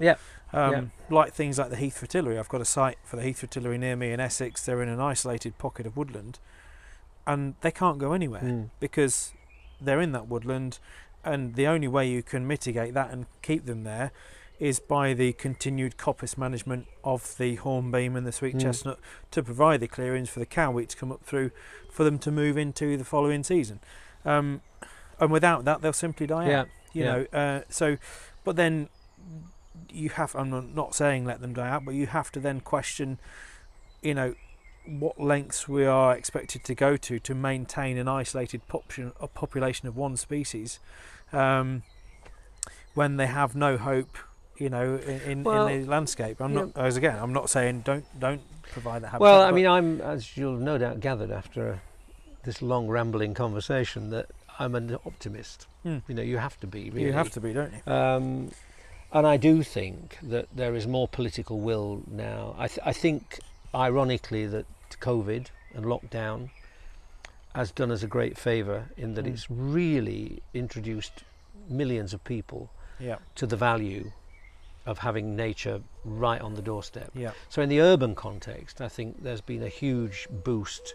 It's not been translated into an increase in budgets for parks management, for instance, but that these things just do take time.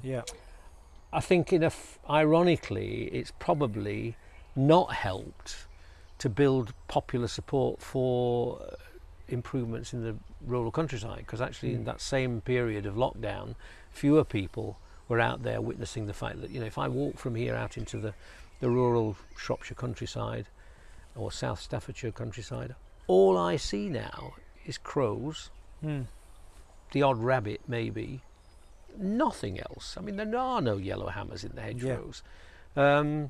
It's not until I come back into suburbia and the city that I begin to hear the song thrushes and the blackbirds and the robins and the wrens and the blue tits and the great tits. So the urban areas have become this kind of this sink, this oasis, if you like, for a lot of the wildlife that's really disappeared from the countryside. But if we can build the political will to begin to rebuild the landscape facility, if you like, and if we can ever get to the point where government really seriously begin to work creatively with the food production side of agriculture to be more creative and selective, and speaking as a horticulturalist, I think one of the things that probably we'll see in the next 10 or 15 years is a real realization that the key to food production in this country is horticulture, not agriculture. And we've kind of lost that, really. But actually, in terms of using land wisely, intensive horticulture on small pockets of land is much more productive, and that would allow you the breathing space to actually restore and rebuild the wetlands and the woodlands and the hedgerow connections and the other linkages. And that, I suppose, comes nicely back round to the importance of a wildlife garden, as we've said, and obviously the majority of people watching this are people with an area this size, and it all sounds like doom and gloom outside our towns and cities, which I'm not going to lie, a lot of the time it is, as we've said. And you could go on all day. There's a whole video in countryside management, but you know, the important thing, and the one thing I want to obviously get your views on, and I think we've gathered that you're an advocate for wildlife gardening by now, is the importance and the incredible effects that a garden like this can have on the local wildlife. And that's not just birds, you know, that's your dragonflies, your mammals, you know, everything else, butterflies, bees, because nature, I have learnt through creating wildlife gardens, the width and breadth of the UK, is incredibly resilient. You know, and it's amazing how fast species will move into a garden. I've done gardens before where I've deliberately planted bird's foot trefoil in the lawn, and in the same year common blues have come from nowhere, and they've laid eggs on those plants.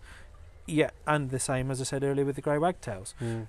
And areas like this, and in particular with the way climates have shifted and the birds have moved around the countryside, now we get droves of goldfinches coming in and eating sunflower hearts, whereas 30 years ago they were a farmland bird, you know.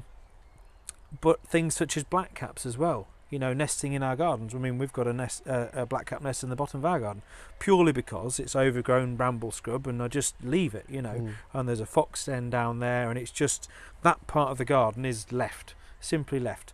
There are ways in which obviously we can manage it to make it look like this and it still be appealing for wildlife, but the fact that those birds are then coming into our areas because there's a bit of overgrown, you know, bramble or scrub, it's incredible. It is, but it's a kind of sign of desperation in a sense, isn't it? I mean, the whole of the landscape ought to be as accommodating as this leafy neighbourhood is. But I mean, I would just make the point that ecologically, it's true that gardens like this can be significant, and if you sit them into the wider network, and if some of the neighbours also have ponds and things, you begin to see that as a tapestry of habitat, a mature residential neighbourhood like this is as good as it gets anywhere in lowland Britain anyway, in terms of species diversity and so on and so forth. But I suppose first and foremost, I'm a campaigner. And so simply turning in on ourselves and saying, well, you know, stuff you, I've got songbirds in my garden, is to miss the point. That's right. The motivation for me has always been really mobilising people to drive a revolution, really. That's what Chelsea was all about. And 35 years later, top garden in Chelsea in 2022 is a rewilding garden. That's right, That's fantastic for me. There are plenty of horticulturalists who would say that's not really a garden, but the point really is, this is about opinion formers. It's about shifting the art of the possible. So all of those people who tune into you regularly, who are passionate about the birds on their bird feeders, the dragonflies in their pond, need to begin to see themselves, if they don't already, as a part of a movement. Absolutely. And they have to think of ways in which, through their work, through their kids at school, through their local MP, through whatever mechanism, they can drive a much bigger scale of shift. Because, you know, I don't want my legacy to be 70 years of habitat loss. And it is at the moment. You know, however hard I've tried, and however hard many other people have worked away to try and compensate for that damage, that's the abiding kind of legacy of, you know, 1950 to 2022. It's been endless loss of habitat, of species, of the opportunities to communicate with nature. There has to be an alternative to that. Well, you're absolutely right, and it's something that I would like to stress, that, you know, this as a platform now on YouTube, where this will eventually end up, along with many other videos I'm yet to edit, this is an incredible opportunity. So as, you know, Blue Tits and Bumblebees was for you back in the day, with that, you know, exposure on national television, I feel like YouTube that's my outlet. And already within 2 years, I did a post I mean, I did a how to make a wildlife pond video. I did a 3-part series, which a lot of people no doubt will have seen, and a little time lapse on the same pond. Dug it by hand and planted it all up. And I still to this day get half of my subscribers from that one time lapse video. Whether it's the entertainment value, whether it, I mean, I don't actually work that fast in real life, sadly. But the point is, I was curious to know what effect that was having on a global scale, because I, like you, appreciate that. Yes, it's great to have this magical little oasis, but if the hedgehog that is going from this garden down the street has no other gardens for another mile, and that's the extent of its travel within one night that it can access, because they're either brick walls or concrete gravel boards, and when it gets through a little gap there's nothing there for them to eat, then what's the point almost? And I don't mean to sound doom and gloom, but coming back to it, what I'm saying is I appreciate there is a global issue here. It's not just, oh, we've lost nightingales in southeast Essex where I am.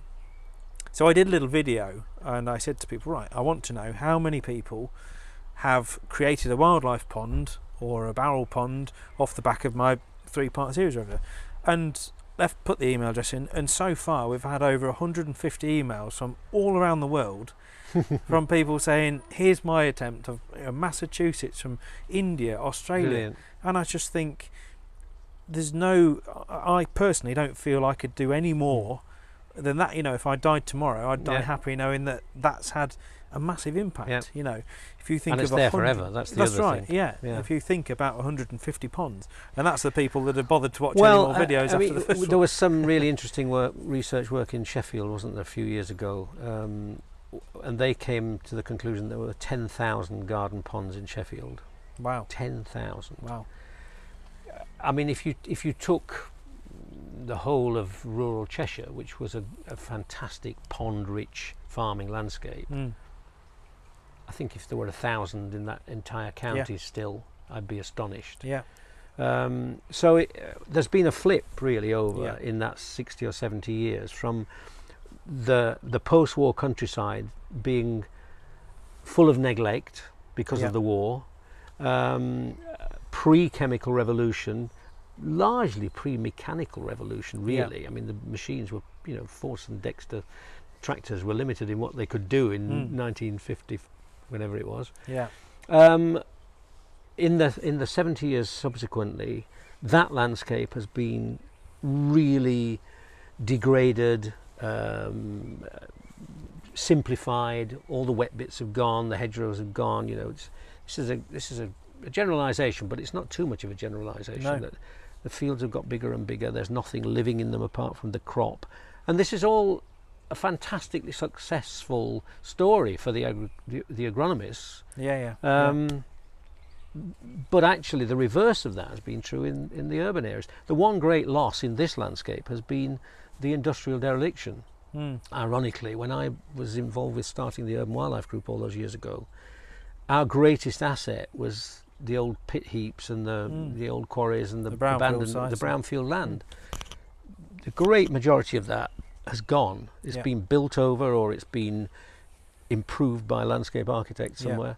So those fragments are tiny, but the really huge positive in all of that is gardens. Gardens have changed out of all recognition. Not all of them by any means, but enough of them to turn a neighbourhood like this into a really rich community of wildlife habitats. So there's another garden pond 3 doors away. There's another one 4 doors away. There's another one 7 doors away. That's just in this road. And some of the gardens are neatly mown lawns, like next door.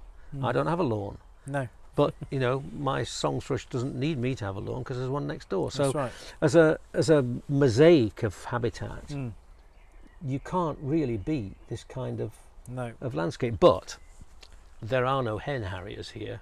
You know, I mean, it's not enough. Yeah. There are no skylarks, short-eared owls and things, but then there's there's an increase in things like buzzards in urban areas, isn't there? You know? And in East London, for instance, there are now skylarks nesting on the green roofs of the industrial estates. Wow. So you know, there's a kind of teasing at the edges of some of that. Yeah. But so we're here in Wolverhampton. Mm-hmm. I can't remember whether I've said it already or not. I won't give your exact address, Chris, because I don't want hordes of screaming fans coming, running in through those front gates. They'd be very disappointed, but anyway. I beg to differ. But what is it that makes Wolverhampton so special? And I mean, just driving here, and obviously I've visited you before, but the first thing that strikes me is the amount of trees. You know, and one of your concepts that I know has been, you know, at the forefront of a lot of your work for many years is the idea of an urban forest. Which this seems to be. I've just come back from co-chairing a conference in Belgrade, in the Balkans, on urban forestry. So across the whole of Europe, there is a whole movement beginning to. Well, it's not just beginning; it's been going on for quite a long time now. To see this kind of landscape as a forest in which people live and work and drive and all the rest of it. And I've always argued that certainly in suburbia, if you can think of your garden as a glade in that urban forest, then you're halfway there. And all the birds we can hear singing are woodland birds. Yeah. There are no skylarks, because it's not an open grassland landscape. No. But there are blue tits and great tits and nuthatches and tree creepers, and you know. So this is from their point of view a forest. Yeah. And when you start to analyse it, it's a forest made up of quite a lot of exotic species. So that's the first blurring of the edges. This isn't native woodland. You know, most of the trees in this neighbourhood are horse chestnuts. Yeah. Which are really popular with the green parakeets that are now also in Wolverhampton because they feed on the flowers. Yeah. But essentially, it's a sheltered, wooded landscape. The worry I have is that most of that forest, the mature forest, is 150 years old. It's planted by Victorian visionaries to raise the value of the development that was being built in a place like Wolverhampton. And many of those trees are now at risk because the highway engineers are worried to death about them dropping branches into the traffic, I suppose quite rightly. Their roots are being undermined by all the service trenching. Yeah. And they're old, you know, that by stressed trees standards, they're pretty old. But for the time being, anyway, this kind of neighbourhood is essentially a forest. Yeah, yeah. And anybody who knows anything about woodland ecology will know that it's the rides, it's the edges, it's the glades where all the action is. Yeah. It's not in the deep gloom of the forest, it's at the margins. That's right. So what you've got here is a bit of sunlit glade. And if you can extend the nectar season from very early spring to very late autumn, if you can provide some water, and maybe supplement the lack of big old trees with holes in their branches with nest boxes, then you can create the kind of super woodland glade. That's right. Which is essentially what's happening here. So this and in our broadleaf woodlands, spring is the really colourful, flowery time. So in this particular garden, it's full of primroses in the spring, and then under the shrubs at the end by the roadside, great sheet of woodruff and wood anemone and woodland flowers. But that's all over now. That's finished by June. Because of course in the woodland they're designed to flower before the leaves. Yes, exactly. And then the leaves come out, and it's pretty dead in there, and the birds aren't singing at this time of year, generally speaking, because it's over. Whereas in the context of garden, you can do better than that. So what I've got in this garden is the last fragments of the spring woodland. So there's lots of pink campion out at the moment. That's been flowering for a month and a half, I suppose. But as that's finishing, I'm just looking at it now, you've got meadow cranesbill, which is not a woodland plant at all. No, that's right. But that's just coming into flower now, and the meadow plants are summer plants by and large. So even within the wildflower mix, you can extend the season right through. That's right. Yeah. If you then throw in the garden cultivars, the horticulture, if you like, so you can have very early spring bulbs, you can have more herbaceous plants, and if you're selecting them for their nectar and their pollen, then you can see how you can enrich this kind of space. And the proof of the pudding is just in the extraordinary range of different bee species that there are in a little garden like this. Yeah. I mean, far more than I know about. Yeah, bees are not my forte, but I know we've got circa 250 species and actually, in this country alone. And lots of them don't look like bees. That's right. Thing. So if you're with a bee expert, occasionally I'm lucky enough to spend time with people who know a lot about this kind of stuff. I'm going to see your good friend Brett after this, so hopefully well, he's the supreme naturalist. Yeah. Mind you, it's not just bees with him, is it? No, but if you start to really look at the richness of a little garden like this, it's in the variety that you can accommodate. Yeah. And that is horticulturally challenging. This is gardening. It's not nature reserve management. No, that's right. And it's still actually quite hard. And in a funny kind of way, the Chelsea beaver garden, if I can call it that, is a slightly backward step in that, in the context of Chelsea, it's horticulturally really interesting. I mean, the plants they've grown are wonderfully grown. The gnawed off stems of beaver damage, or a bit of stage management, but it's kind of slightly lost touch with the horticulture. Yeah. And for me, my origins are horticulture. My parental background was gardening. It's always been really important to emphasise that combination. Yes, and the fact that there are some native wildflowers that are beautiful enough to grow in anybody's garden is a bonus, really. Well, I mean, I was going to take a wander with you around the garden, but actually we've probably got the best view of it from here, haven't we? Well, so if you want to explain maybe a few of the features, and obviously I can put some overlays over the top. Well, you can see from here the scale of it. This is the front garden. There is a back garden and a side garden, but this is really the essence of it. So you can see how close the road is where my car's parked, and it's enclosed by Leyland cypress hedging, which was here when we moved here. So nothing magical about that, other than the shelter it provides, and the particularly in the winter, really important roosting. But on the left, you have got the holly, the yew, some yew, some holly, some birch. Yeah, but the two shrubs at the end, the two big shrubs at the end, are not native at all. There's Cornus mass, which is the big one. Yeah. But that provides some nectar and pollen in January, February. Yeah. Very early on. There's a winter clematis that's growing up through it. So that's providing some very early feed for the insects. The one beyond the purple-leaved hazel, which also was here when we arrived, is winter flowering cherry. Yeah. Well, again, it's not a native plant, but it helps to enhance the mixture here. So they provide the enclosure, the glade, if you like, the shelter.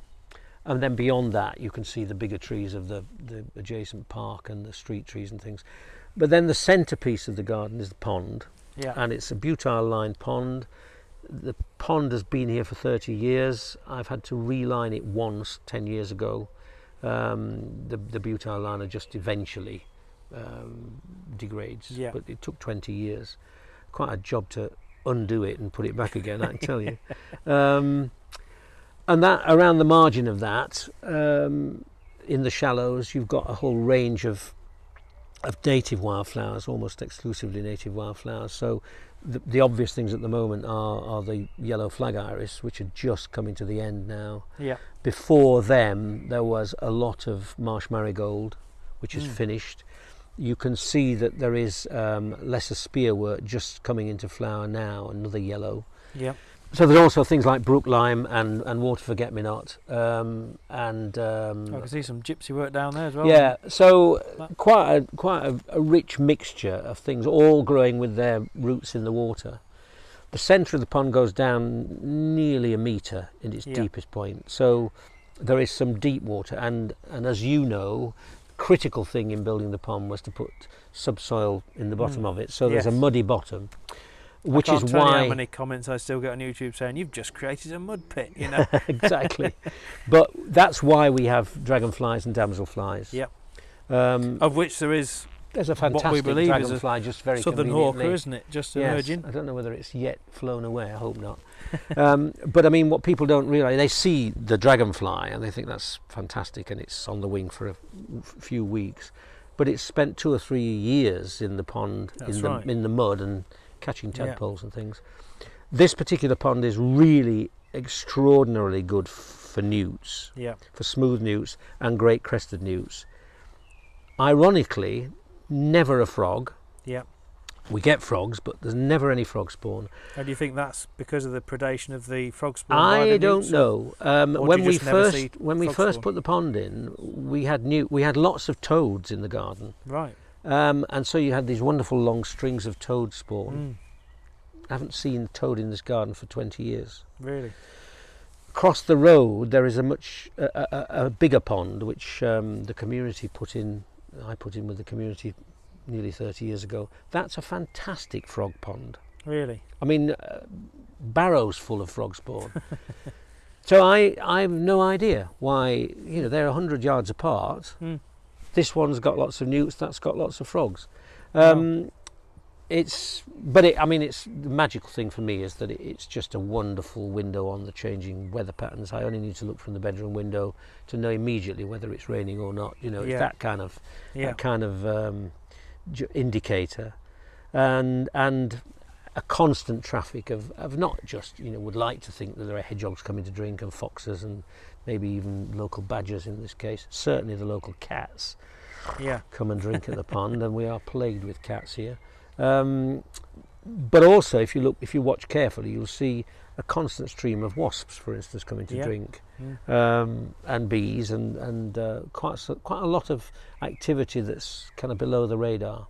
So the pond is really my alternative to a lawn, I suppose. It's where the lawn might be in a more orthodox garden. I know one thing I try and do in the designs I make is try to do as you've done, as hope you don't mind, not in every sense, but in every situation, but in many situations, make the pond the focal point. Because so many people, I think, have this perception of a pond as being tucked out the way under the shrubs in the corner, that's kind of there looking murky and bleak and stinking and full of mosquitoes. But actually, when you make them a focal point like this, they are the source of so much enjoyment and entertainment, aren't they? Oh, and at this time of year, I mean, on a warm sunny day like this, I mean, it really is absolutely alive with damselflies. And damselflies are, tropically spectacular, bright blue, bright red, wonderful things. There's 1 or 2 blues now, isn't there? Whether they're azure or common blue. But so, I mean, that's the centrepiece, and then, I mean, obviously a path through the middle of the garden to get to the front door. Make a path, didn't we? But when we moved in, it was a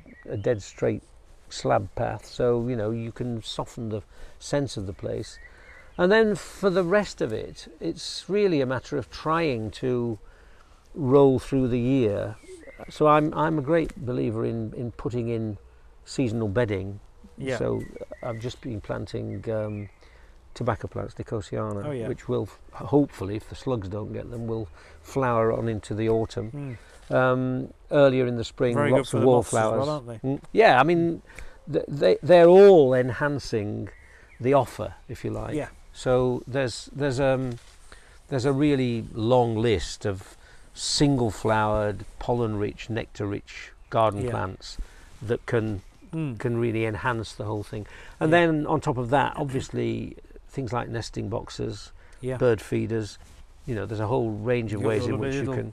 Solitary bee hotel on the wall there. And that's been everybody's buying bee hotels, but this is I don't know whether you've come across this is a much more scientific version of that, designed and marketed by a great friend of mine who's actually a retired policeman, who's developed this whole expertise in wild bees. So if you look very carefully, you'll see that there's a whole series of blocked up holes, and all of those holes, you can take the side panel off this thing and see all the lines of little grubs inside waiting to emerge. And a month ago, 5 or 6 weeks ago, it's absolutely alive with wild bees, none of which look like bees, all crawling in and out, laying their eggs. Right. Yeah.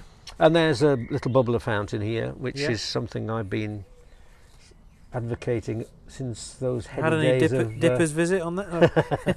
No, but what is interesting is in the spring, whole families of birds will come, and all the young blue tits will line up to bounce up and down on the and we get a lot of goldcrests here that will come and bathe there. Yeah. So it's just outside my office window, so you know that's where I actually really see most of the activity. Yeah. So it's a really simple thing, and it's just that rock was in the garden when we arrived. I managed to get the local monumental masons to drill a hole through it for me.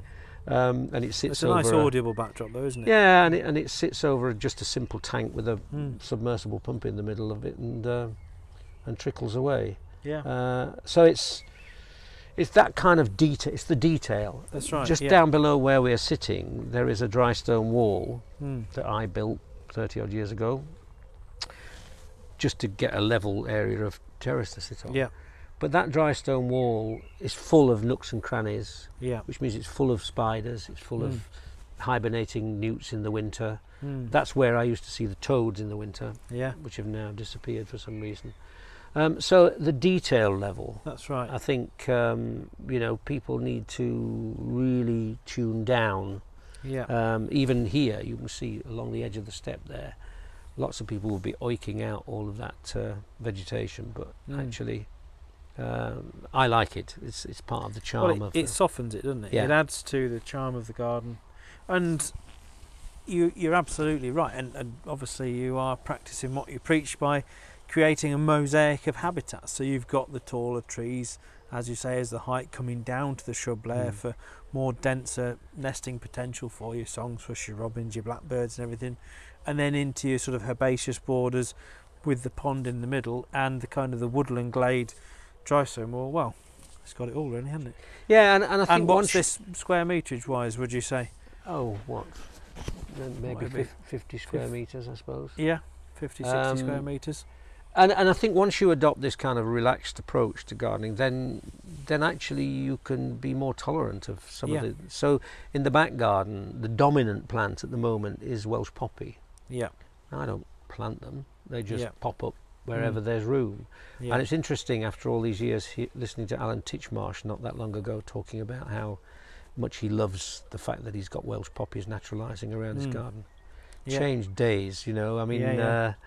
It's. I remember doing Gardeners' Worlds with Alan a long time ago, and I think one of probably his worst moments was when, in his garden, I decided that one of the ways to improve the habitat of his pond was to throw in a very large car tyre into the middle of it to create a habitat on the bottom of it, and his face rather shocked. But I mean, it's great that the gardening royalty are now absolutely, and now he's a big advocate, isn't he, for organic and for peat free and for all these things which 40 years ago were seen as heresy, really. The pleasure of interviewing him on the Isle of Wight a few years back, and went to do the interview on this sort of cliff top, and I remember showing him. I'm sure he'd seen them before, but I remember it being wonderful just to show him a green hair streak, which just happened to land on this bird's foot trefoil at our feet, and wonderful. It doesn't matter, and he made the analogy that particularly with something like a green hair streak, they are like flying jewels, aren't they? They really are. Yeah. Wonderful. And obviously butterflies are a big barometer for the natural world around us, of which we've already had speckled wood in the garden today, and no doubt you get holly blue and many other species. Yeah. So it really is great to see. And obviously, I mean, the damselflies at the moment, they're just, well, I think it seems like today's the day, doesn't it? You'll probably say to me it's been like that for a month. But and obviously soon the purple loosestrife will come out, and that'll be another really, really good purple loosestrife, just fantastic for flowering. And hemp agrimony here is just getting close to flowering. Yeah. So if you try hard enough, you can have nectar plants and pollen plants from the very earliest of the crocuses and things in February. Yeah, and then through the massive primroses and things, right through to the ivy in the autumn. Yeah, and you just have to live with the fact that some of these things are only performing for a short while. So the last fragments of the wild rose here, which is just a natural sucker that's coming off this rose, which was already here. Yeah. But you can see already that it's covered in rose hips that are going to be another feature in another 2 months' time. That's right. Yeah. Yeah. And if you're really lucky, I haven't seen any this year, but you can see the round holes in the rose leaves. Oh, the leaf cutters. By the leaf cutter bees. So, fantastic. you know, you just need to have a different eye, I think, Yeah. to begin to appreciate the complexity And of it. half of it, I think, is education, isn't it? It's showing people what turns up, you know, in what can turn up into a garden, and hopefully by producing these videos and with your books and everything else, you know, a little bit of education, I think it can hook people, because they then start thinking, well, why is that bee here, or what's that caterpillar on that plant, and you know, what's its life cycle? I think not needing to know what these things are is a really key. I mean, I remember I've done a lot of work with schools and environmental education over the years, and you very quickly realise that teachers, a lot of teachers, are really resistant to the idea of taking the kids out because they don't know what anything is. Yeah. It doesn't matter. No, if you just watch the flowers down there for 5 minutes and begin to count the number of different bees, I don't care what they are, in a sense. I just care that there are 5 or 6 different species in the space of 5 minutes that are visiting the flowers. Right. And it's that it's watching, isn't it? It's just sitting and watching half the time, and it really is astonishing, as you say, how many things can turn up within a very short space of time. This is just in the daytime. And how many of us actually sit and relax in our own garden for a period of time to watch what turns up? Yeah. There's so much stuff that will come and go from here. Well, you go out at night with a torch as well, and then you see a whole other kind of level of absolutely, of Anyway. Yeah. So, well, I think to round up, Chris, I've got an idea what you're going to say, but for anybody watching this, what would be your advice for anyone starting out on a wildlife? Let's say they've stumbled across the video and they're thinking, right, what is a wildlife garden? What should I do? What would be your advice to them in terms of their sort of first steps? I think, apart from buying your wonderfully illustrated books, of course. I think the most important thing is to look at your neighbourhood and just get yourself into the mindset of saying, how can I pull in from the local park, the canal, the railway siding, the wildlife that's available to me. So what would that wildlife need? Yeah. And in, you know, if you're on the 4th floor of a tower block with a small balcony, bird feeders are probably as much as you can easily do. Although it's interesting how high bees fly, and so you can actually attract pollinators even at that kind of level. But as soon as you start to think of your garden in that context, I think it kind of leads you to start to gradually accumulate a richer oasis. And then, you know, the list of ingredients is fairly straightforward. Water is top of the list, I would say, even if it's just a small, you know, a small tub of water. You'll be amazed at how quickly the pond skaters find it. If you can manage to have something that looks like a natural pond, then you can grow all kinds of interesting plants around it as well. And then trying to make sure that it's a garden which works right through the seasons. Those are the 2 critical things. And obviously avoiding the use of poisonous chemicals that are going to undo the good work. That's right, and slug pellets and things. So if you were to suggest one habitat for somebody to put in a wildlife garden, what would it be? I guess the one thing that would apply to absolutely every situation is to think about the vertical surfaces. That's the way in which I think you can create nesting sites, roosting sites, shelter, give you, you know, more bang for your buck, if you like, in terms of flower cover. And those vertical surfaces can be covered in ivy if you've got lots of space, or they might be just crops of runner beans through the summer. But actually thinking about the edges and thinking about how you can make the margins of your garden vegetated. Certainly in the cities now, one of the most impressive sights I've seen in a long time is an enormous 4-storey green wall in Madrid. And I stood in front of this thing right in the middle of the city. It's cooling that city, which gets very hot in the summer. But I could hear a wren down there and a blackbird halfway up, you know, and you just look at this great sheet of vegetation. You think, that's only taking a foot of the space, but it's creating a forest.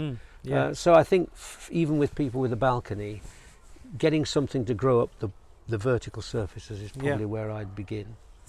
I really thought you were going to say a wildlife pond, but I'm actually glad you didn't now. I think that's a brilliant contribution to what I would say is a very vital and very untapped resource a lot of the time, isn't it? Our vertical spaces. Everybody's got edges. Absolutely, yeah. Well, I'm sure we could chew the cud for another 3 hours, but this 3 hours has been long enough. Yeah, I'm conscious I've yet to go and see your good friend Brett and see what he's got to say about the world. But Chris, it's been an absolute pleasure. I'm sure there'll be many people watching this in absolute... We'll be fast asleep now. Well, if they're still awake, hats off to them. But thank you so much. I think, you know, I probably join many people with raising my hat to your contribution, because I think without it there would be a very different landscape, particularly in our urban areas, you know. And I hope that with all this in front of us and with everything we've spoken about, that you, if you haven't already, you can see the impact that you've had on many people. And yes, what an accolade, I think. So thank you very much indeed, and long may it continue. I hope all your bigger scale projects, you know, where us, the custodians of these small plots, don't have much of a say individually, but I hope that your work continues to spread globally, and I hope the next edition of the book is a good success. Well, let's hope so. And what I'm hoping is that lots of people who had the original copy will now buy the new one for their grandkids, because actually it's that long. It's been around. I won't reference the years anymore, I promise. Well, Chris, thank you ever so much. It's been an absolute pleasure. And anybody wanting to buy any of Chris's books, obviously, all available. Do you have a particular store you recommend anybody to? Or? Available in good bookshops, apparently. That'll do for me. Yeah, brilliant. Well, thank you so much, everybody, for watching and joining us today.